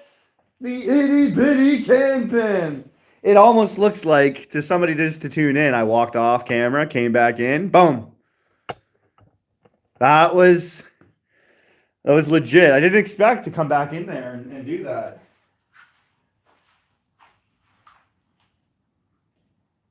Perfectly in the center of the can too. Like that's, So, I don't know if I would have been, because it looks like it exploded, but because I did it in the center, it broke, but it didn't split. Like it almost came right off, and then that would have just fell off. So you hit closer to here, something maybe not gonna happen. Where do we get these? It was that place in the mall. Who knows? it was actually Ardene's. Oh, it was, eh? Yeah. Yeah. Well, if you want to get an itty bitty can pan, they're out there. James says, dude, if I win one of those baskets, I want that can added to it. Okay, I'll keep that then. Killswitch says, did Silas have Taco Bell too? Oh my goodness, he had garlic bread for dinner. We had pesto. We had chicken pesto with like a goat cheese on top of the chicken. Delicious. We didn't have sun-dried tomatoes, but normally we put like goat cheese, sun-dried tomatoes, a load of pesto on top of chicken. I'm telling you guys, that combination, So eating good. healthy is very delicious. Somebody tells you that it isn't. Go get yourself a pack of chicken breast. You know what, $12? I got a family of 4. We got a bunch of chicken breast. You get a jar of pesto for $5. You got multiple pesto there. You don't have to use the whole jar.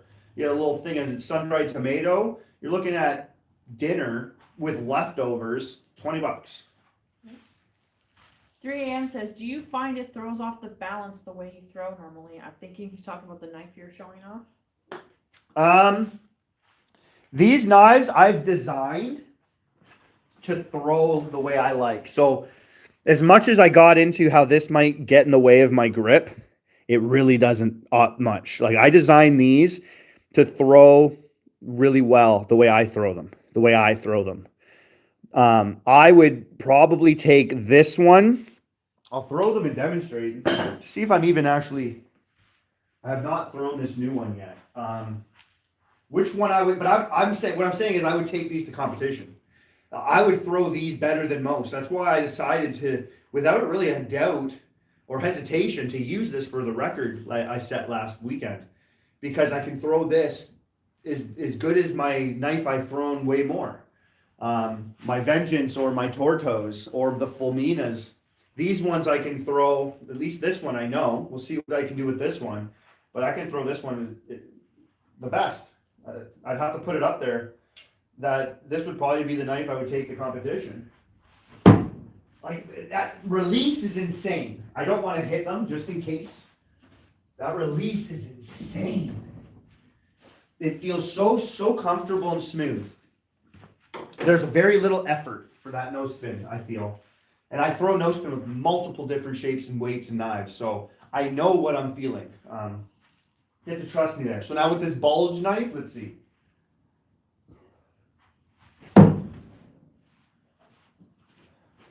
It does feel slightly different. Is it super different? No. This one has more weight, and that's good. I do like a knife with more weight because of that, all that extra steel I kept. It offers a little bit more hand heavy. I'd say it's close to little towards handle heavy, but almost right in the center. And I like having it there. Like wherever it's balanced is where my my finger goes, my index finger. It's a knife that I would want. I'm not going to give you something or try to market something that I wouldn't want. I'm telling you, I even today went over with my wife again. I'm itching to make me a set. Every one I make, I want. But I'm giving them a chance to get out there. And people want them, I'll raffle them. If not, I'll throw these any day. Like, they're really nice. I would choose the index on the straight part, but let's turn it over. Because this Alto, also I gave it kind of like a bit of a curve, which I like. It like, call it like a banana shape up. I do like that.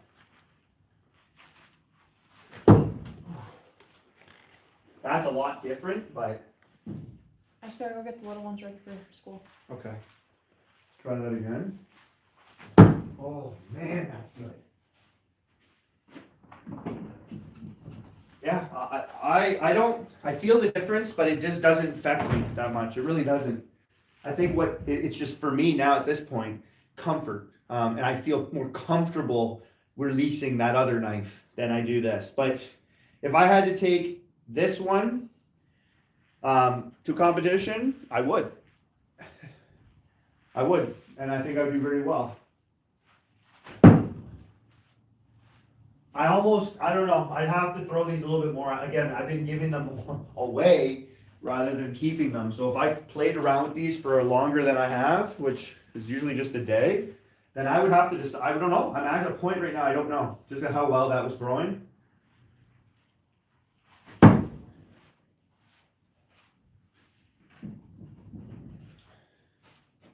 Even with all that steel out of the way, the balance point is the exact same on this one. It feels very, very good of release. Back and forth. Oh man. It's hard to give knife reviews to certain things. Proper knife reviews, because I can throw the same. I can throw really well any knife. A lot of different shapes and sizes I can throw. It's just feel. When you see it's all bullseye, good throw, no over rotation, under rotation. It's all feel. For you guys, you're not going to see, oh, he's throwing much better with that other one.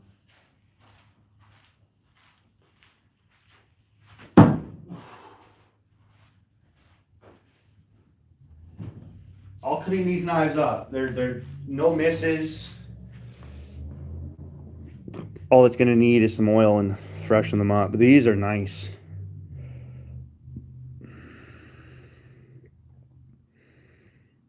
Hey, Hunter, how you doing, buddy?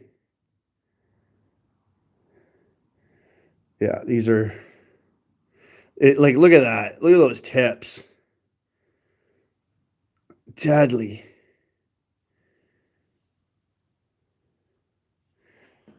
I enjoyed throwing those. We just got, out of nowhere, I should have labeled this live as the world's smallest can pin. Because we just pinned the world's smallest can. The wife put that off to the side, because if you win, James, you're getting that can. You're getting that can if you win. Don't worry. You get special treatment, my man. Oh.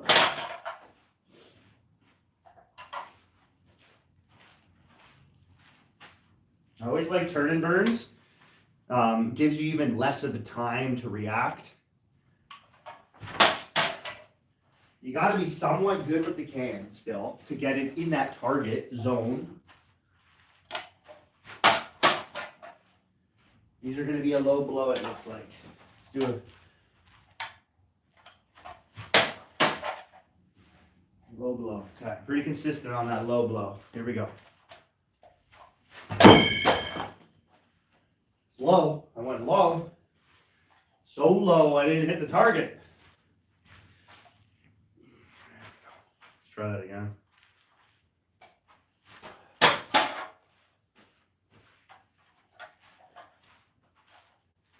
This is what I was trying to tell Brandon. This to over top, it's harder for me. I like lower, like a pendulum. Your arm just naturally let it dangle, swing, and then you can keep it in line easier, I think, than going over.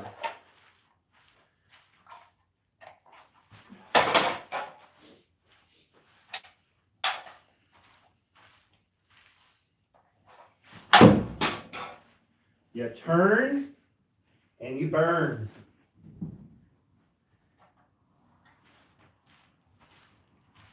Turning and burning. See this? Rye whiskey.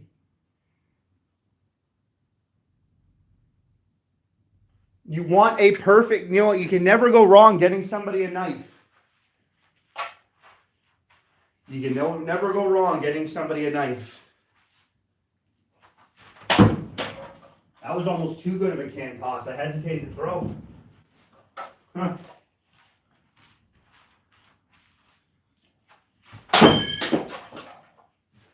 You never go wrong buying someone a knife.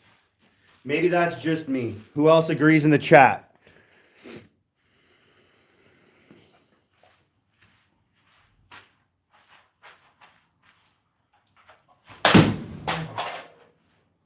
Oh, I think I nicked it. I heard it.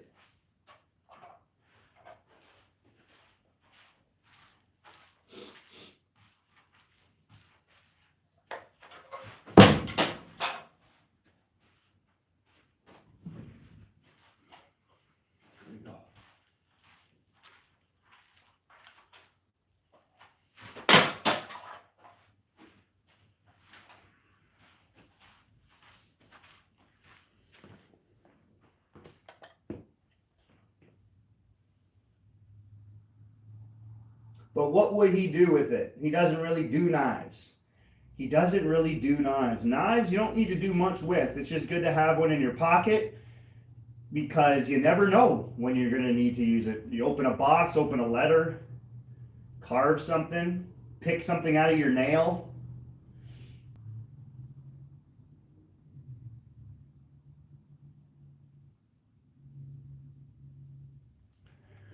Cooking, yeah, you can always help a guy out with cooking. Slippers.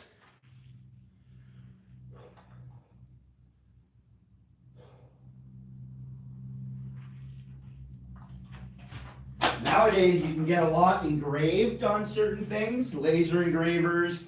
They got those 3D printers. You can do certain engraving and have a picture of you in that. Of your dad on like a piece of slate, make a coaster, make a light box. I've seen, my wife got me this box.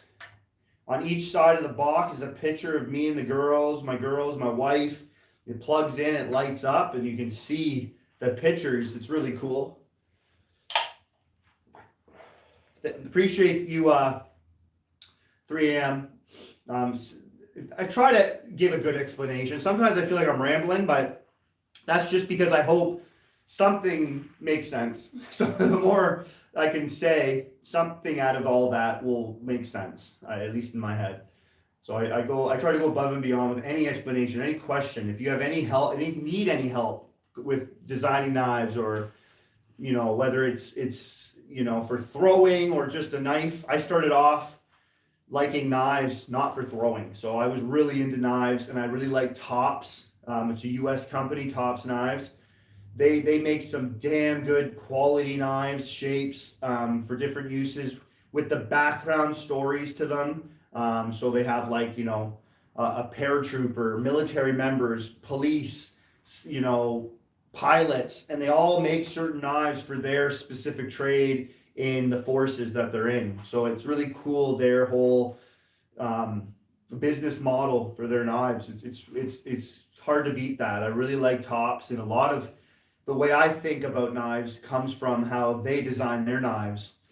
And yeah, knives are awesome. Like every knife, you can really, it's hard to make anything new because it's all been done under the sun, but there's still, like, there's so much to talk about when it comes to knives. That's why there's so many designs out there. There's so many different uses and functions, and what people personally want, right? Isn't what someone else wants. Everything's different. Everyone's hand shapes are different, and the muscle strength and what they're going to be using it for, how comfortable they want it on them. The sheaths are super important. Sometimes a sheath is a make or break for people. So a sheath has to be just as good as the knife. There's a lot about knives. There's so much. I love them. I mean, that's why I have so many. I have hundreds and hundreds of knives. I love being able to throw them now too. Like, that's so cool. I can throw them, but I use them day-to-day purposes, just like anyone else would a knife. Just like anybody else. I'm just now able to throw a knife.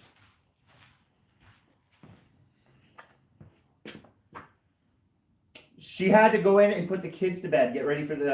She had to get ready. I'm ready for bed.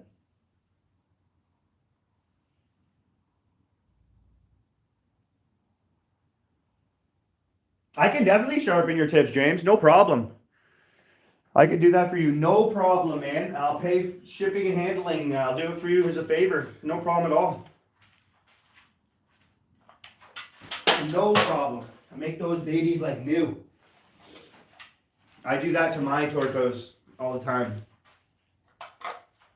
That was too high. That was too easy. I like the lower. You pretty much turn around and you got to do it. Sometimes I turn around and it's still floating in the air. I'm like, well, I hit it. It was just too low. That's a done can. That is a done can. I don't like rocks. I like putting little wood chunks. Unless I'm doing a 7-meter can pin, then rocks are okay.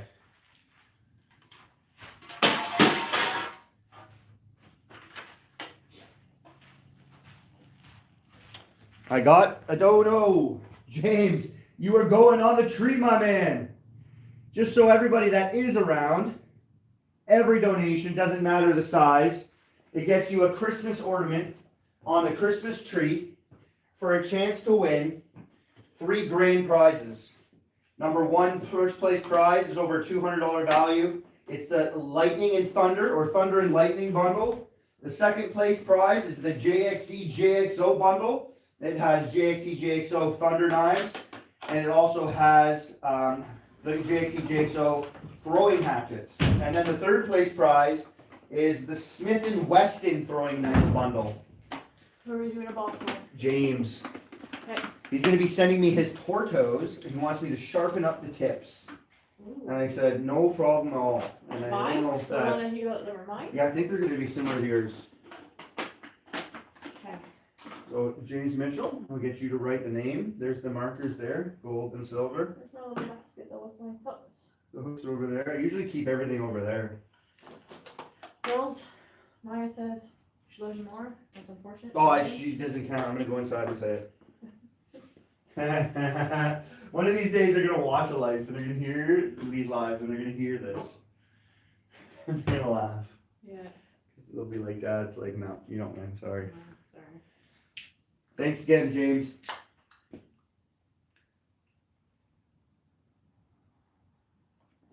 I'm shooting for... You put my little can away because if I win, if James wins, he's getting that. I didn't touch it. I thought I gave it to you. It's over there somewhere, but I have a blinding light. Doesn't allow me to see it. My wife's getting your ornament ready.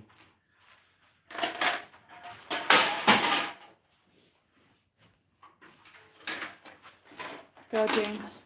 Thank you. The hooks are, yeah, right behind. Oh.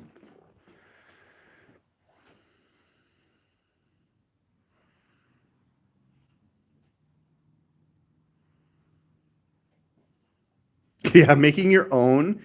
If you're like me and you're like a perfectionist, you know, making your own stuff, you kind of could drive yourself mad because it just, you can see things that other people wouldn't. And what you might think is needed to be done, someone else is like, no, it's perfect. That's fine. But you're seeing it a different way. So I can see the kind of like rabbit hole you'll get into. John Wick in the house. Sorry. John Wick, how you doing, buddy? Hey, John Wick. We missed you for that crazy live last week. We mentioned you a couple times. We were talking about pencils and stuff, and someone asked for the John Wick pencils. I was like, is that John Wick? And you weren't there. It was someone else. Weird. Maybe they were here watching or hearing a live. Answer here. It was Okay, good. Dave James or something. He's on tonight, too. I said, I got to make those pencils for John Wick first, but it's probably going to be after the holidays. When it comes to certain things that I do first, and I'm talking to 3 a.m. as well, I do a lot up here before I start playing. There's a lot of thinking that goes involved in certain things, just ideas, and I go through them in my head of how I can do certain things over certain things, getting to a certain goal multiple ways. Sometimes ideas don't come to you in a day, so that's why I take time to think. Sometimes it might take a month to think of something. You know, I normally give myself a good month.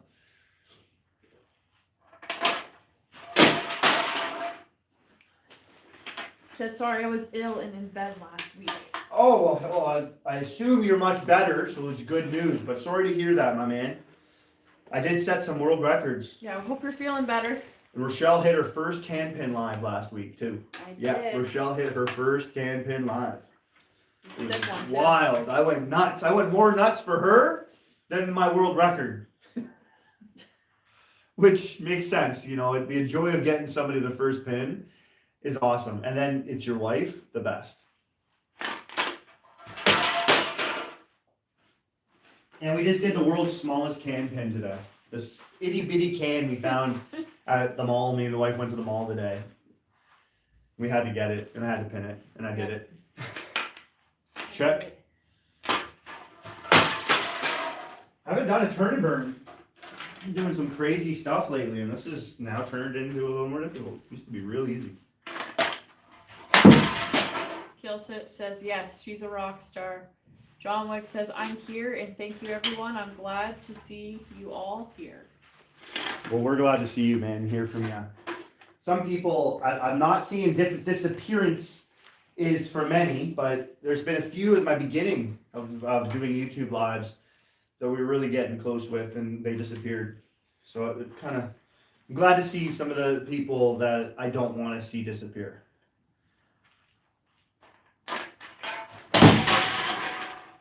We don't have that choice. If it happens, it happens, and I wish you all the best. And I'm always here for you, but it is sad if I don't see certain names. Oh, that got hit. I generally started doing lives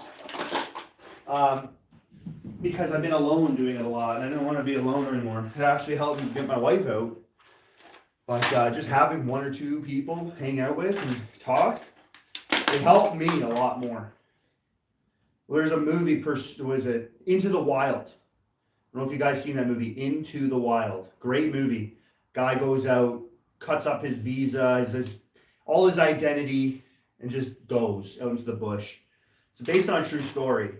But in the end, he was writing down a lot of notes, and part of his notes he was writing was, happiness isn't happiness unless it's shared. You know, to be alone, you think it's fun and you can probably do it for some time, but then it gets to you.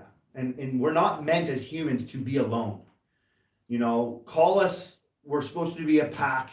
We're supposed to be around people. We're supposed to be social creatures.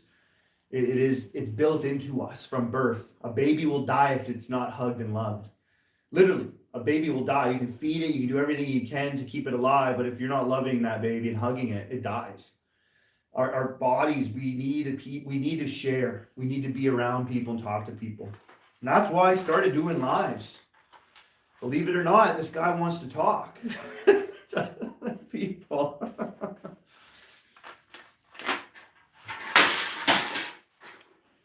Knife throwing too, right? I can go online and I can find people that might like it.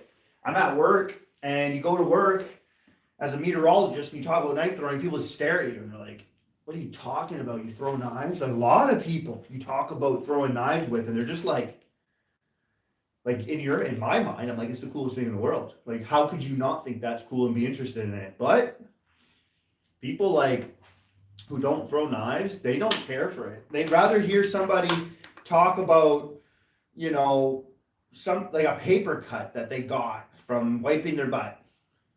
Like that's more interesting. It sounds funny. I didn't need to make that sound so funny because I would want to hear about that paper cut that you had wiping your butt. Sure. But yeah, you know what I'm saying.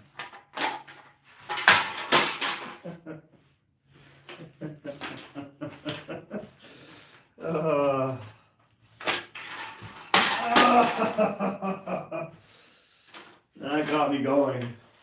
I mean, it's toilet paper. Imagine getting a paper cut from toilet paper. That's a world's first. That'd be some toilet paper I would Definitely a recommend you world first. not get.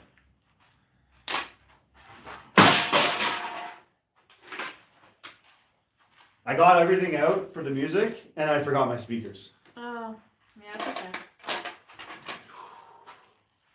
What happened there? I was in the motion there, and I was just like, nope.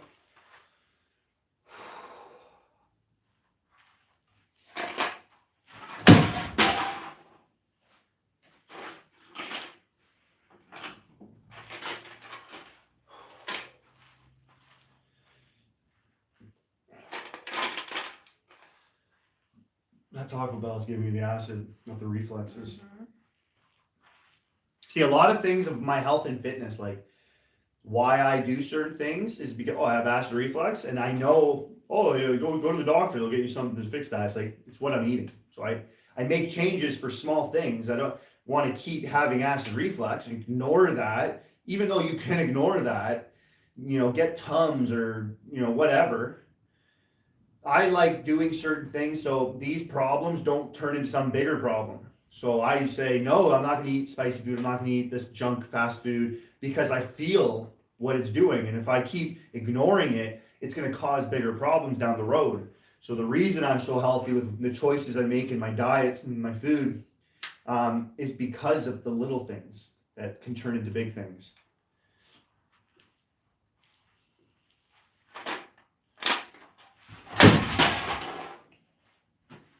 So I'm just gonna catch up on a couple things here. You got it, honey bunny. 3 a.m. says I always start on paper and then I make wooden templates and then I do the real thing with steel.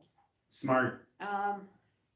John Wick was asking about the weather, where he was towards Kill Switch. Hold on, babe. Sorry. 3 a.m. Like drawing. I mean, I've done computer designs. Do you literally draw it out on the like that squared paper? I like to draw two sides. So if I draw it on a piece of paper, I'm drawing it the size I would want it in real life. And I almost like look at it and like visualize it. And sometimes if I'm drawing something out that I'm thinking of doing, I look at it for a bit too. I finish the drawing and I look at it. And I might make a change. I might, erase a certain thing and then draw it a different way and then maybe make it again. But I play around with the drawings. You draw it or do you go online and use a computer? Because I've done it on computers before too. And I don't mind it, but I like doing the freehand draws better.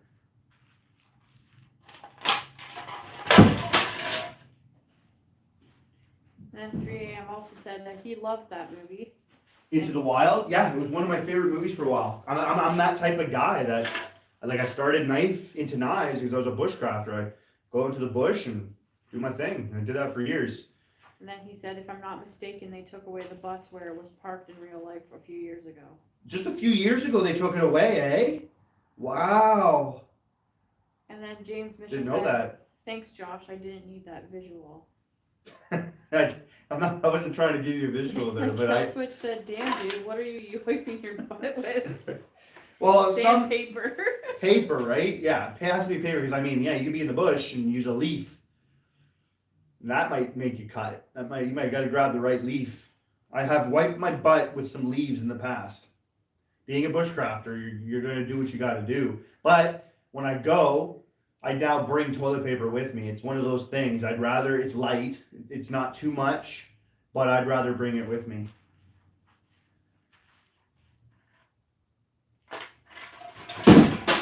Certain things, if you watch Outdoor Boys, I watched all his stuff. A lot of things he packs, and They're very thought out. And why? Certain things though are comfort. Certain things are just like his pillow, his air pillow in bed. They're just for comfort, right? Like he likes his comfort. He likes to sleep. He likes to be comfortable. 3 a.m. says yes, he draws them out on paper. Martello says the knife life. Knife life. That's what it's all about. Life. Like one knife for life. That's the top's slogan. One knife for life. 3 a.m. says toilet paper in the bush is a must, and it's also good fire starter. Toilet paper is an absolute must. Like, I have a bug out bag. And I have like a little bit in there. But a bug out bag, like if you're going out for a day, toilet paper all day. You're going out for a week, toilet paper all day. Bug out bag, you know, I pack as much as I can, super important necessities. You're going to run out of toilet paper. So it wasn't one of those things I would throw in my bug out bag because I need space for like fishing, food, you know. I even have like stuff to create a new farm, like seeds, plants, you know. If I couldn't go back home and I had to go south and I'd find a little area and I could live there and I'd plant and I would have seeds. There's just a lot that went into. I should show you guys my bug out bag one day. I have a medic bag as a bug out bag because a medic bag you can zip and it folds all down. So the thing can open up in a second and you can get to something at the bottom of the bag. It can be super organized because a medic needs it open quick, but you can store a lot in a medic bag. So my bug out bag is a medic bag, and it's pretty freaking smart. When I show you, you'll be like, whoa, that's sick. I should do that one day and show you guys. Maybe I'll make a video out of it.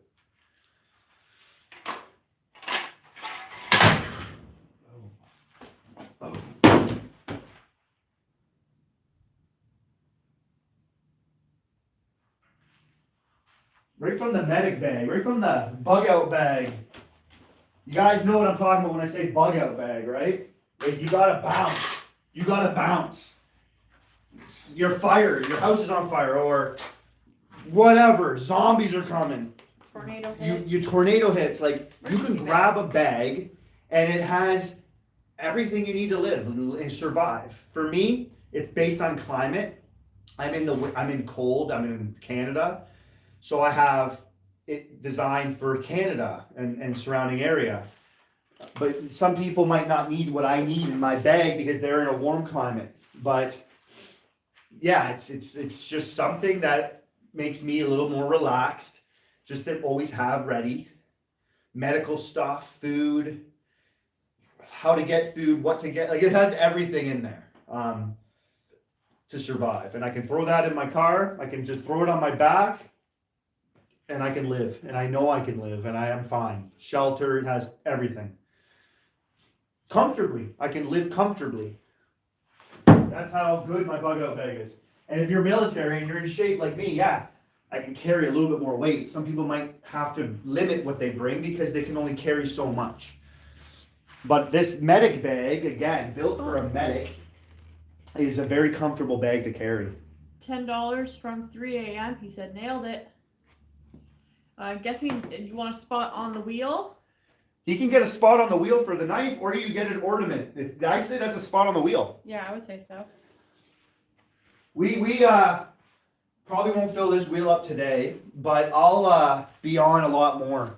I'm going to be on a lot more. I have tomorrow to work and Friday, and I'm done for the holidays. So I'm planning to do a live this weekend, Monday, Tuesday, Wednesday. Friday, Saturday, Sunday, Monday, Tuesday, until Christmas, almost every day. What spot would you like, 3 a.m.? 3 a.m. You get to pick two. Which I think I'm going to go with this one for you, because you could go with this one. This is number 15. This is number 16. So I made this one before I made this one today. But I think I'll go with we'll skip 15. We'll go right to 16. And you might not win, but you get the choice. We'll One that I won last time, LOL. Oh, well, you got to wait. Something's in the mail on the way. Okay, what spot would you like, 3 a.m.? Pick a number.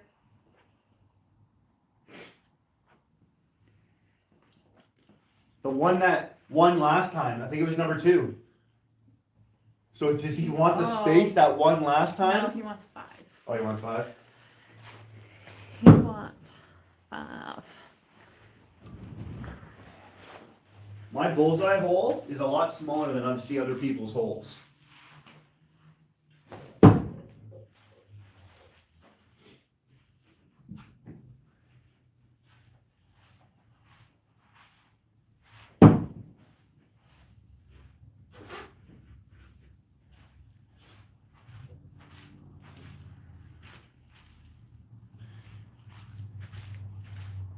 I'm just gonna close this and save that wood for the next time. You get a Christmas tree on your name. There you go. I'm really glad. I mean, honestly, Oh. 3 a.m. Forge has been here for like a month. It's not too long. He wants number 2 as well. Okay. And I'm like, it's like things like this. Like, you know, I gave up. I would have never met him. I'm really glad they came around and changed my life with certain people. Like, I look at the wall here. I haven't seen Daniel 1019 in a while. We got John Wick, Smiley Toker. Haven't seen him in a while. Ayo, run that back. Got a couple of these people. I can see their knives. They got them. We got Steph. She was here. We got Kill Switch. 3 a.m. Forge. You got James Mitchell down a lightning bolt. You got Danger. He doesn't stop in too much, but I mean, I'm I'm talking to him almost daily with knife videos. Richard Hunt, he was here. Stevie K, I haven't seen him in a while. There you go, 3 a.m. You are on there with your Christmas trees. You'll see too, if if you guys win multiple knives, the variations of my lightning bolts from number 1 to number 15, there's a lot of different variations of the lightning bolt. But the ones I'm making right today, I have to be honest. I don't know if that sentence made right today. I'm so East Coast. But it's they're very close to being what I would consider what I'll make all the time. But I've said that before. I've said that with number 6, 7, 8, I think. But the ones I made today, I gotta be honest. Like, They're really I gotta be honest. I say that and I'm trying to stop. What am I not honest sometimes? I'm honest all the time, but I have to say, I'm gotta be honest.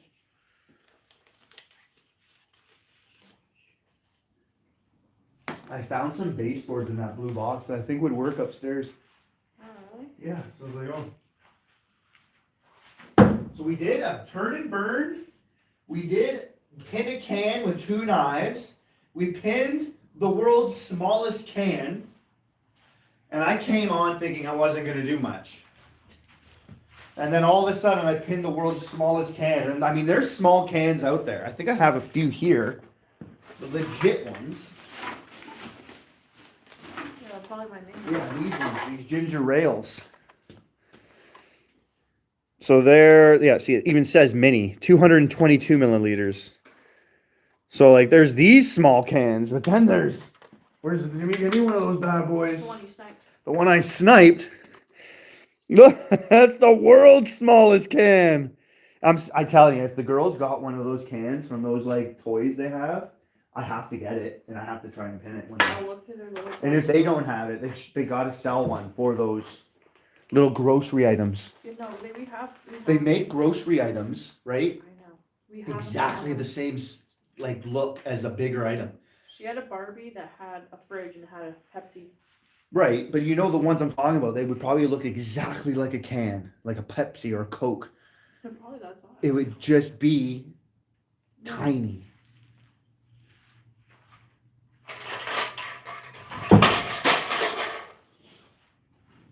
Pinning cans. If I had to say, so we all like knives, we're talking knives. I got 2 up here recently I put. Neck knives. I hate them. I bought them because I'm a knife guy. once I got them and I started wearing them and feeling how they feel, I started to just, they would almost hurt you, like in ways where you don't want, when you get into certain struffs. First off, a man shouldn't be wearing jewelry. But a neck knife, yeah, that's okay. That's the best jewelry. And then you start wearing it and you're like, this thing is getting in the way. This thing can get into me. What if it came out? Like, how would I get to that? Like, I don't see the use. I mean, if you're going to be wearing knives, you can wear them comfortably and have them on you effectively. And I see no real good use of a neck knife. There's no martial arts out there saying, I am a martial artist and neck knife is what I train. And no, you don't hear that. You don't hear that. So yeah, just talking knives, neck knives. Whoo! I am not a fan. But share in the comments. Prove to me I'm wrong. Tell me something useful.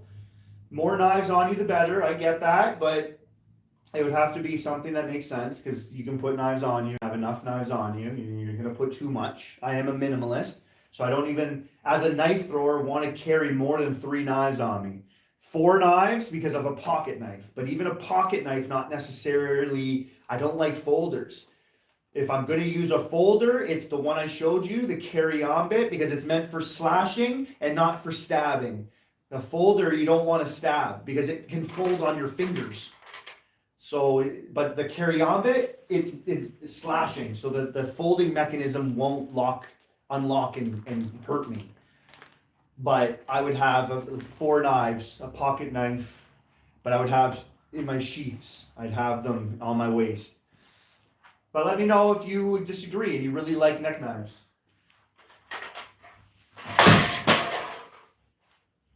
Like, think of a girl. She ain't wearing a neck knife.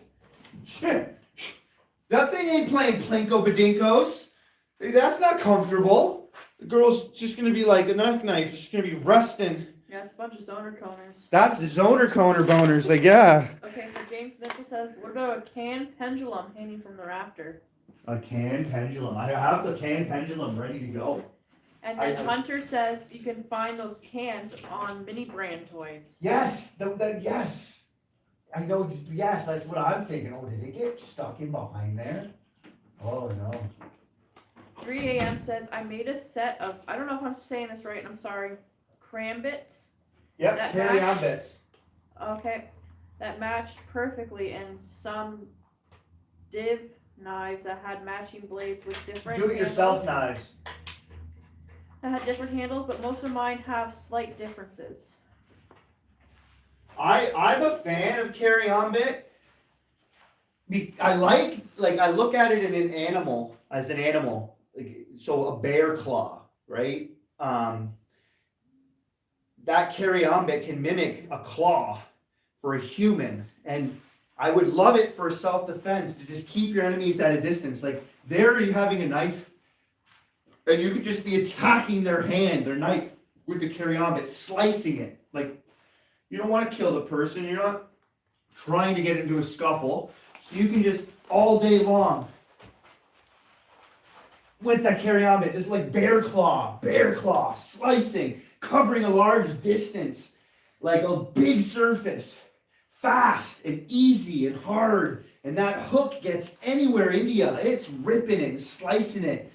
That person's going to be like bleeding out, or they're going to be getting a like slice on their hand and just not wanting to get into it with you and leaving. And I would rather somebody just get a little injured and leave if I had to do something, right? I would rather not have to hurt some people. I said div knife and I meant dive knife. I'm sorry. Oh, I see. I have a dive knife where it actually straps. It's an Italian dive knife. It's because they're diving, right? They're swimming. They got to get to their knife by their arm. That's how they strap it when they're swimming. So they're pretty cool. They're smaller, and the one I have is smaller. I don't know how big they get, but yes, dive knives are cool. I would like a knife that could strap here. That would be very comfortable. You know, it doesn't get in the way, and it's very easy to get to. You know, it's very easy. I like things that can be concealed too. I like to be able to hide it. So having it under your sleeve is super awesome. You whip your sleeve open and you can get to it. Or you just keep it down and hidden. And you can also use it as a shield. Like the way I always stand is I have this guard up. So if I had a knife here, right, I could also use that to shield. Somebody wouldn't know they're slicing my arm, but it ain't doing nothing. And I have my other arm out, right, to shield. That'd be, I'm telling you, certain things just work.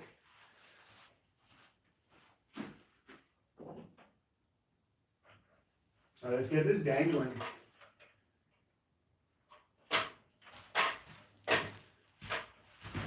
Oh, buddy.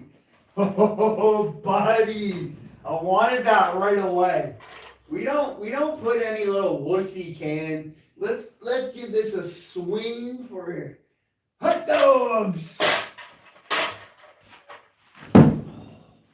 I don't like to let it slow down. I like to just go for it. As hard as it looks, it's just, that's the way I want it done. Oh. Turn and burn, baby. Because I'll just demonstrate it. I don't want to get it, but you go, right? You turn around and you wait. I think that's easier. We'll see though how long it takes me to do it the easy way. All right, let's do it. Easy way. This is the least in my mind, but I think is easy. Hup.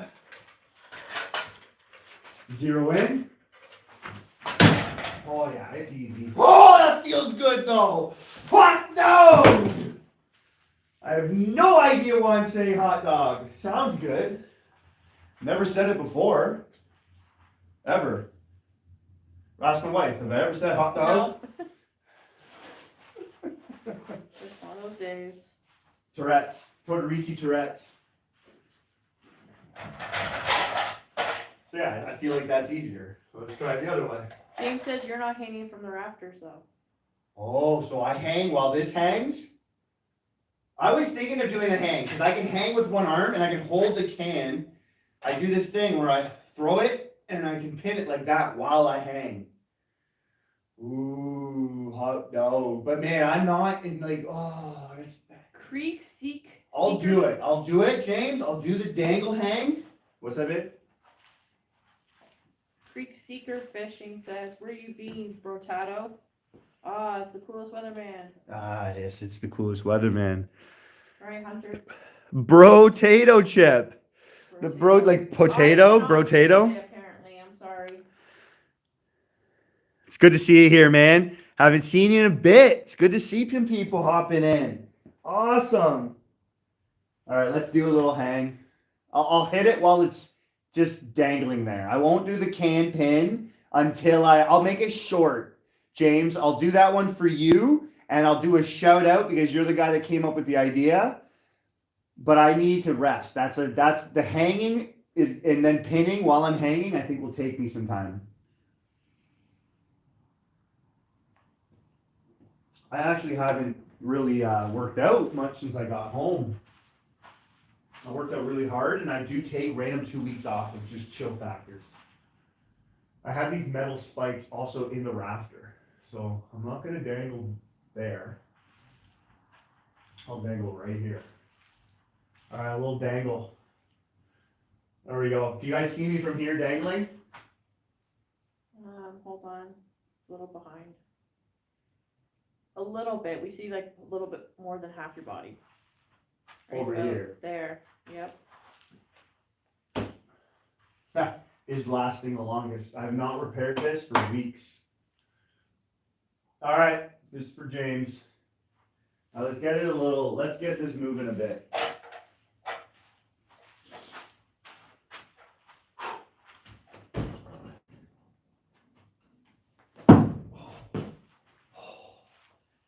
That takes some time. That takes some energy to jump and hang with one arm. Oh, I feel it. Feels it in his jellies. I could grab a ladder and go up, and that would be way easier. I'm over 200 pounds of pure Italian sausage. And that's a lot of weight for one arm. Like he's got these 110-pound guys doing a bunch of pull-ups. Buddy. The difference is extreme.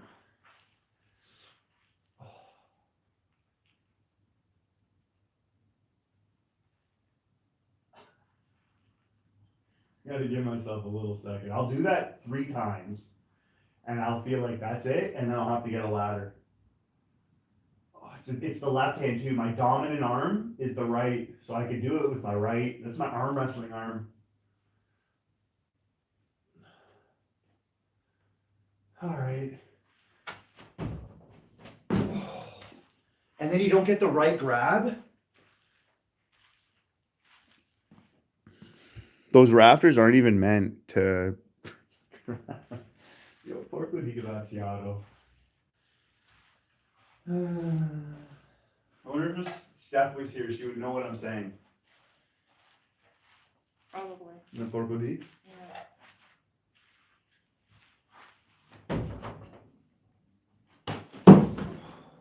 That's it.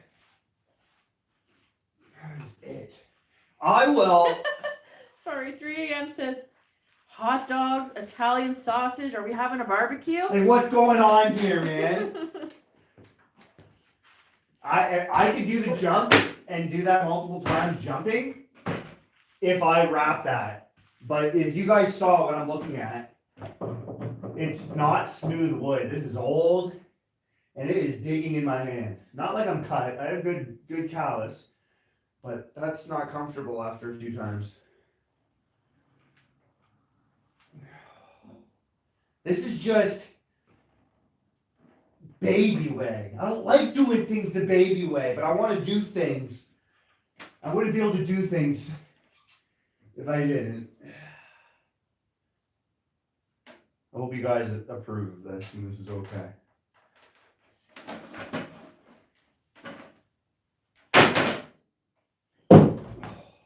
That's not happening right now. I'm not giving up. I'm just saying. That's the last time I did dangles, I had the wife move this for me too. Yep. So you're seeing this done. I've done this before, but there's been some behind the camera help from the wife.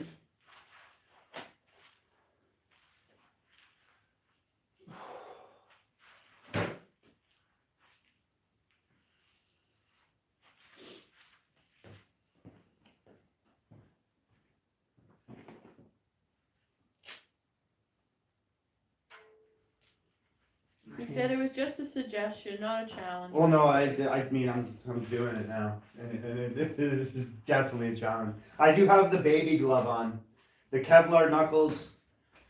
I do have the wuss gloves. I don't know if it's even gonna help, but I think it will.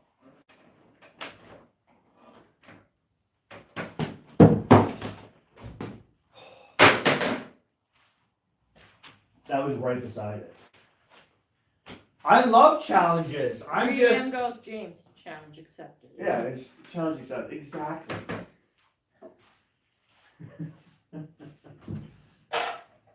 The glove definitely helps. It's just that's wussy. I don't like being wussy.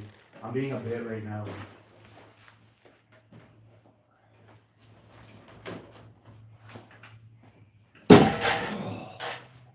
It's okay, honey.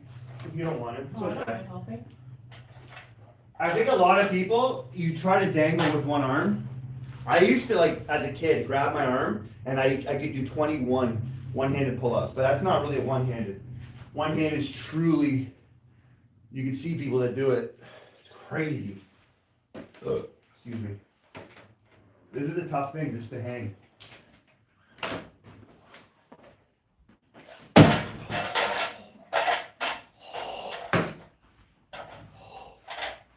The one arm dangle from, this is the Donkey Kong pendulum trick? Yeah. Is that what we call this when I do it? I've never done this before. I did this dangling and I hit a card, but the card's not moving. We're gonna do the pendulum. What do we call this trick?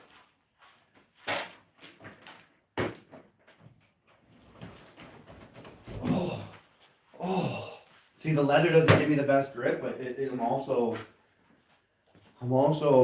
you guys don't understand, grinding. How much grinding? My arm strength isn't 100%. It's like 70 right now. I need a good sleep tonight too. Like after this, I'm pretty much showering and. Yeah, I'm going to bed too. Alright. Yeah, I work in the morning. Sleep is very important, and I've been slacking since I got home. That could do it for you. You want to be at 100%, you got to get 7 to 8, and I push towards 8 hours a day. Get that 8 hours. Do what you need to do to get it.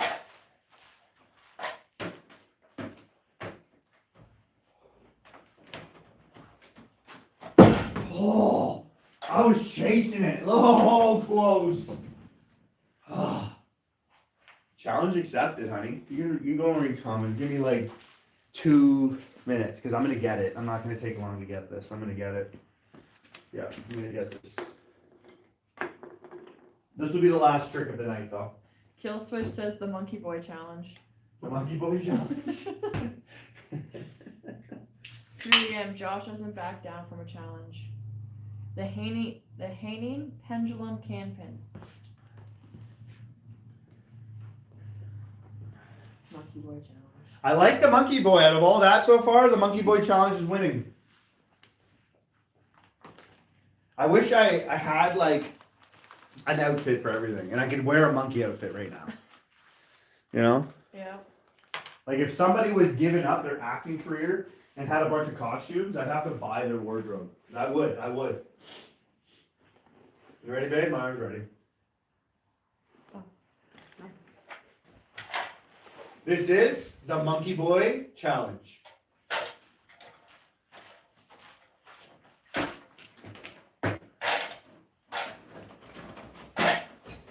Oh, I don't have much time. Like I'm gonna be able to hang for like 5 seconds. 5 seconds. Now though, what I'll do, like my hockey sticks, I'll put hockey stick tape Around it, yeah. and wrap it, and it'll give me a little like, you know, people hanging from an actual pull-up bar is tough. Hang from an old with splinters 2x4. They can't see, but you can see the wood that's breaking off of Oh, it. yeah. So that's actually why I got gloves. It's not wussy gloves. Generally, it's unless I worked with concrete for a good couple years growing up, landscaping, concrete, interlocking, concrete. My skin and my hands would be a lot different if I kept doing that. Like I was rubbing concrete into grout, like as if it was grout into interlocking bricks, barehanded. I shaved the skin off of my fingers to the nerves, rubbing the grout, and I just kept going without thinking what was going on. I went home and showered, and it was probably one of the most painful things I've ever dealt with. Because the nerves, like at the fingers, you can hear like certain people tell you stories of somebody shaving the skin off their fingers, so when they crack locks, they can twist the lock and they can feel it click where they needed to stop the lock. I had my fingers to the point of that type of training. It was freaking messed up. But that concrete work I did, that was next level. Here we go. This is the Monkey Boy Challenge. I like it.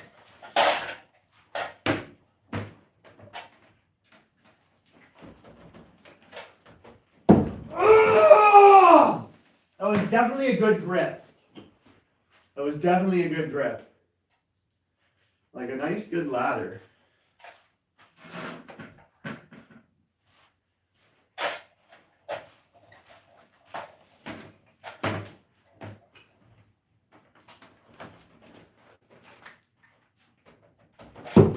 Come on. Now the funny thing is, I'm not missing. That was close. It made me think of not missing.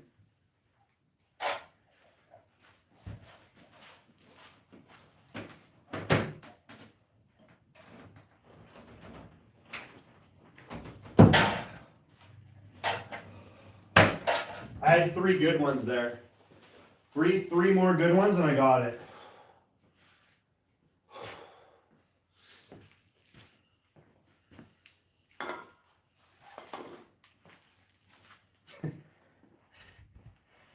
Banana instead of a can. It should be a banana instead of a can.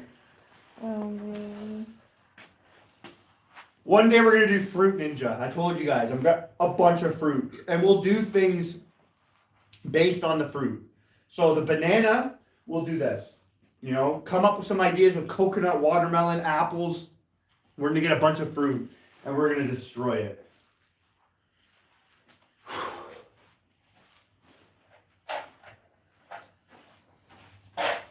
Got this, baby.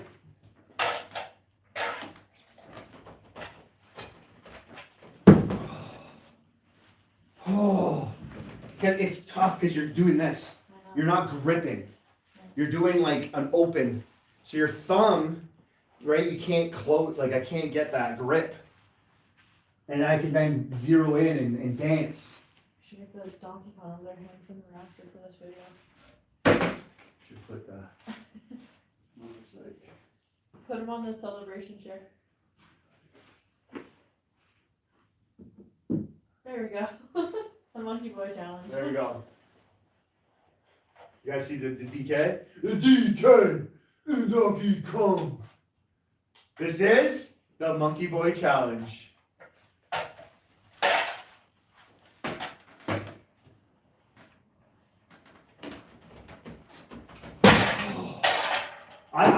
I'm losing the strength. Like I got a couple more. I can't give up. 7 more. I can't give up. Let's count like 3 a.m. right now. Count 20. You know what happens? There's a point where I feel numb in my hand. Like my whole arm here is starting to feel like a little numb. Connor's here. He says, hello, Mr. Coolest Weatherman. How's it going, Connor? How you doing, buddy? Thank you, Kill Switch, for greeting him. He says, so close. James Mitchell. Okay. I'm numb in the hand. Like I'm going good here, but I have a couple seconds of grip to hold. It's like anything. You go and work out, you do a couple sets, and you can't lift your max. That's life. But when we give up, no. I explain it, but it sounds like an excuse, and I shouldn't even explain it. This is the Monkey Boy Challenge.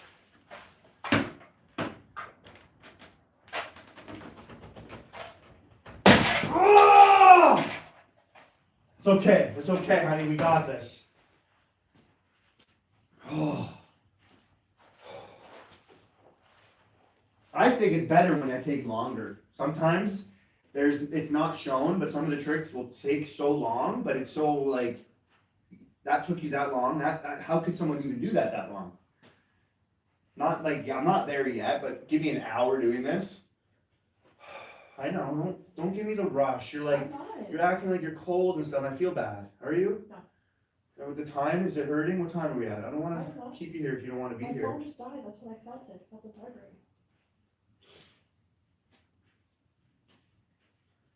You know what I liked? Our date when we showed everybody how married we are and we argued about the placement of the knife on the Yeah, they're card. married. Oh, Was that Kelsey that said that? Yeah. Yeah, they're married. This is this is the Monkey Challenge.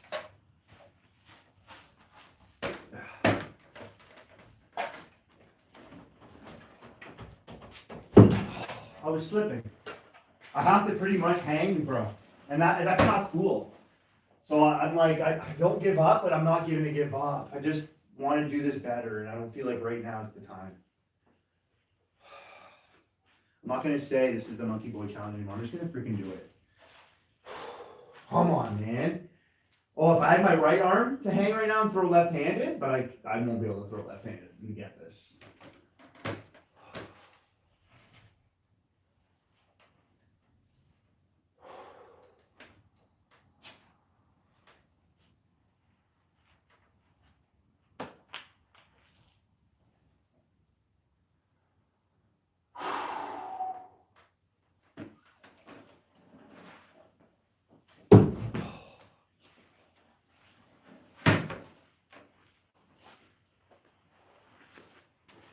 I'm sorry, guys, but just watch me suffer. It is fun to watch someone suffer. We definitely should do a banana.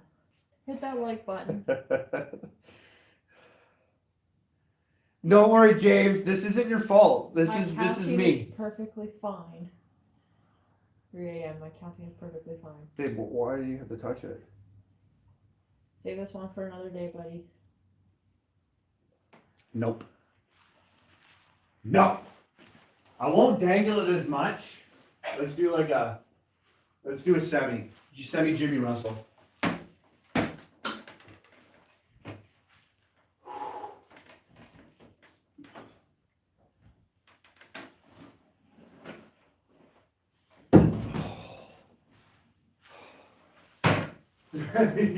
Your accuracy goes right out the window when you can't do what you normally want to do. Like you're up there and you're like, your feet, your foundation is gone.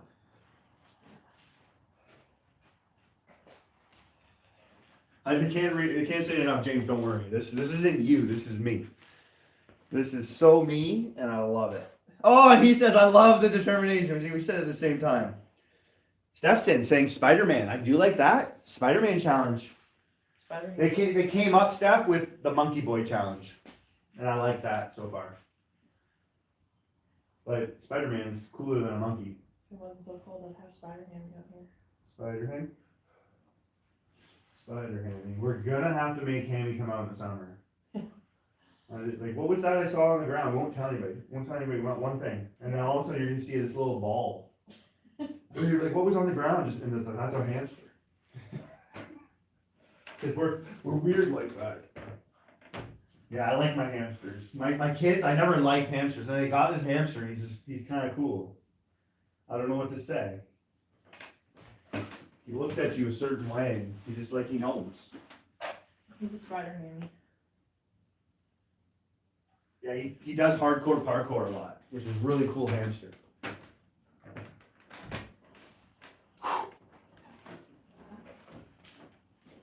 Oh! I feel like my accuracy has gone down. It's okay, honey, we got this. I got a couple rounds I can get back into The final boss hunter. This channel is surprisingly addicting. I love it. Who said that? Steph. Oh, thanks. Yes. It's because you could watch me suffer. You know, you could watch me do these stupid things like I'm doing right now. You know, we try to interact and make it as fun as possible. I'm on your side of this, and I'd say that. Otherwise, I'm totally down for any suggestions of what to do and change.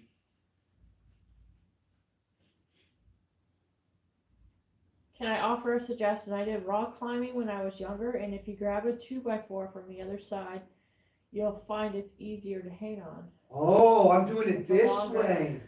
Yeah, maybe if I did it that way. Oh, buddy, thank you. Who is that? That was 3 a.m. Thank you, 3 a.m. I'm gonna try that right now. The ladder slamming is getting louder. LOL. My wife's Put getting back. louder. No, I'm not. We are suffering with you, James says. Thank you, James. Feel it with me right now. Okay, no slamming the ladder. I wasn't slamming it. Don't slam It's it. just Pedro trying to get Don't the be community slamming the going. ladder, Rochelle. You ready? This is the Monkey Boy Challenge. Don't slam the ladder.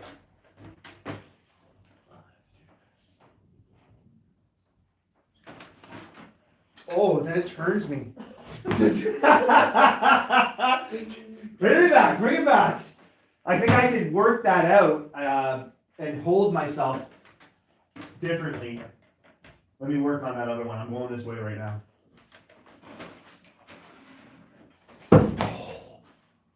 Closest one, because it wasn't shaking. Just like, nope, that. Maybe the No, there's 2x4 strength. I means- have to adjust the strength and I'd be able to hold myself that Maybe way. he means like the actual 2x4 on the side. No, I think what he was saying there, this way rather than this way.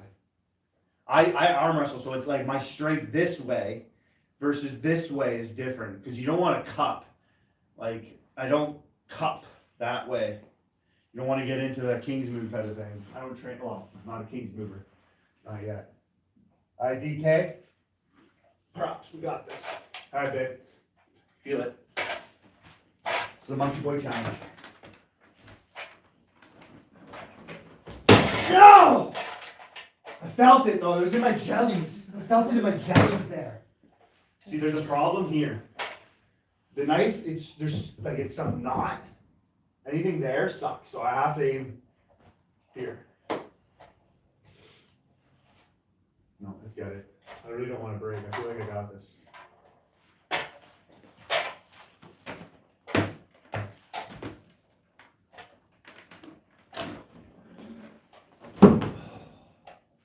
See what the problem is when I do rush that? I'm exhausted up there. So I'm throwing quick. I'm not really. You guys rock. Go have a hot chocolate and have a good night. Pedro! Thanks, buddy. We are a fan of. Know what Josh just did? No to what I just did? Yeah, 3 amps of that. It's not that way?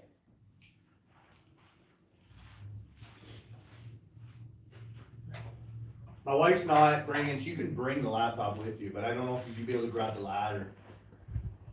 It's okay, I gotta be able to do this. In my head, I'm saying, I'm doing this. I'm doing this. This is gonna be done soon. This isn't something that should take me long, but I mean,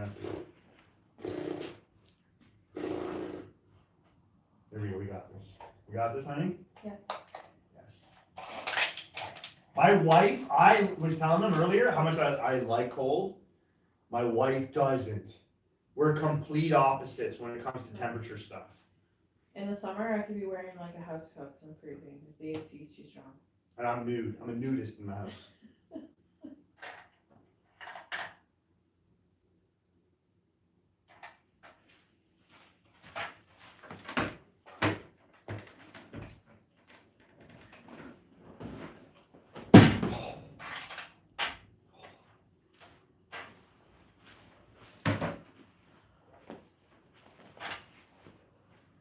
Yes, that way, like he's doing a curl.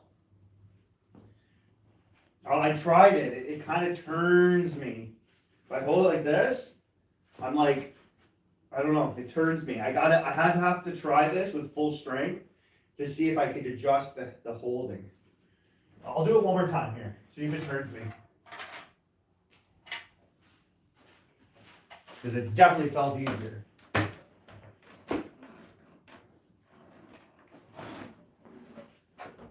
It turns me naturally. My shoulders just wants to bring me out. I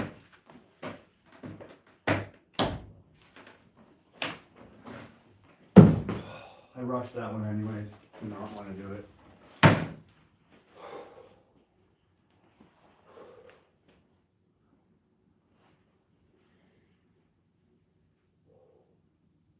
Steph said so close. That one was so close.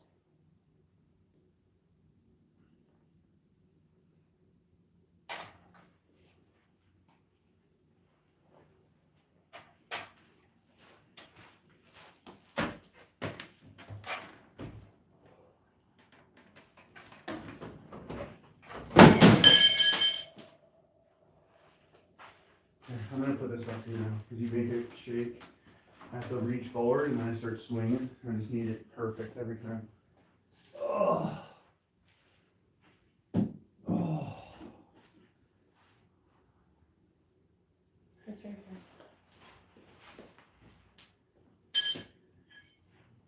I kind of want to just do it now. You just read comments. Okay. It's nothing to you, but watching you not have, like, you're suffering. I'm not suffering. You don't show like you want to be here, so I can see you. You're my wife. Don't worry. Don't worry. We're not arguing about this. We're married.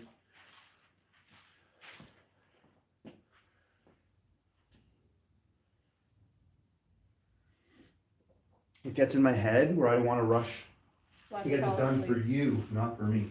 Lex says, "What have I missed? I fell asleep." We're doing the Monkey Boy Challenge. You can thank James Mitchell for this and my stubborn personality of not wanting to give up. But this is the Monkey Boy Challenge.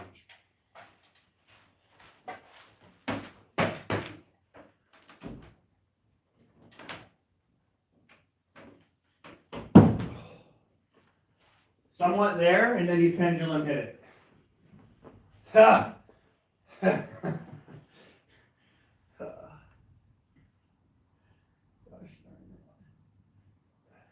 I don't know how many times this has been. It's got to be what, 20 to 30? I don't know if I'm 30 to 40 tries right now. 3 a.m. says, LOL, same deal as I made Rochelle last stream. Yeah, well, I'm not going to make you lose this time. But yeah, okay. Come on! Here we go. I gotta burp. Hold on. Now we're good. This is the Monkey Boy Challenge.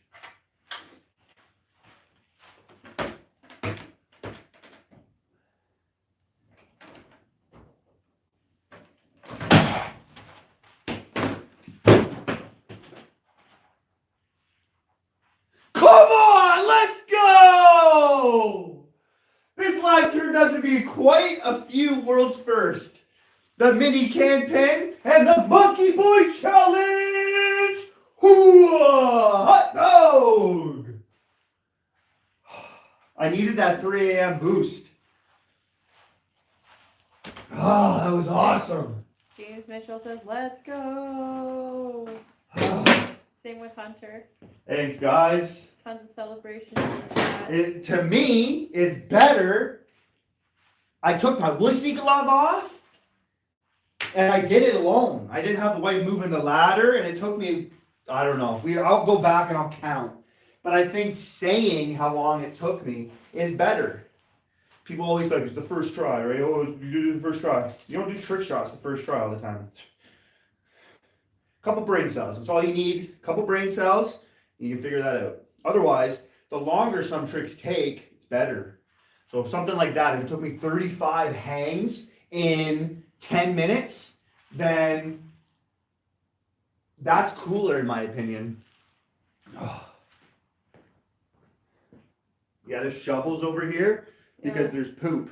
Why are you pointing? Why can't you read? Oh, well, yo, 3 a.m. You're insane, my man. You are insane. Well, 3 a.m. I got another gift coming your way. I mean, at the same time, you got 12 and then the 10. So the 10 is 10 more spots at 100. 1, 2, 3, 4, 5, 6, 7, 8, 9, 10. So technically, there's 2 spots left on the wheel. He just sent another 20. I'm not saying that like he should have, though. I was just going to send him it anyways. Because, let me do some. Well, I did something nice for you last week. You're just so nice, man. And it's hard for me to accept anything from somebody. Like I said, it's in the mail and I sent you the tracking number because you losing last weekend, and I've never done that before in my life. I just sent you a knife because it's like to other people, and I'm letting everyone know I sent you a knife. Like if you are getting lost when he bought the whole wheel, you know, it might have been different and I might not have sent him a knife, but I built a little relationship with you and I wanted to send you a knife. I felt bad. You're an awesome dude. So, you know, every name's 3 a.m. Forge. Thank you guys. Good luck on the wheel. The winner is 3 a.m. Forge. You're the winner. Congratulations on another knife. I am sending you my favorite one so far. So this is number 16. So yes, I got number 15 behind me, but I'm going to send you number 16. So this is your, he's like, yay. Congrats, 3 a.m. Forge. I'm sending you my favorite one so far. Ask the wife. This is the picture. This is the one I just took the picture with. This is my Facebook banner. Yes.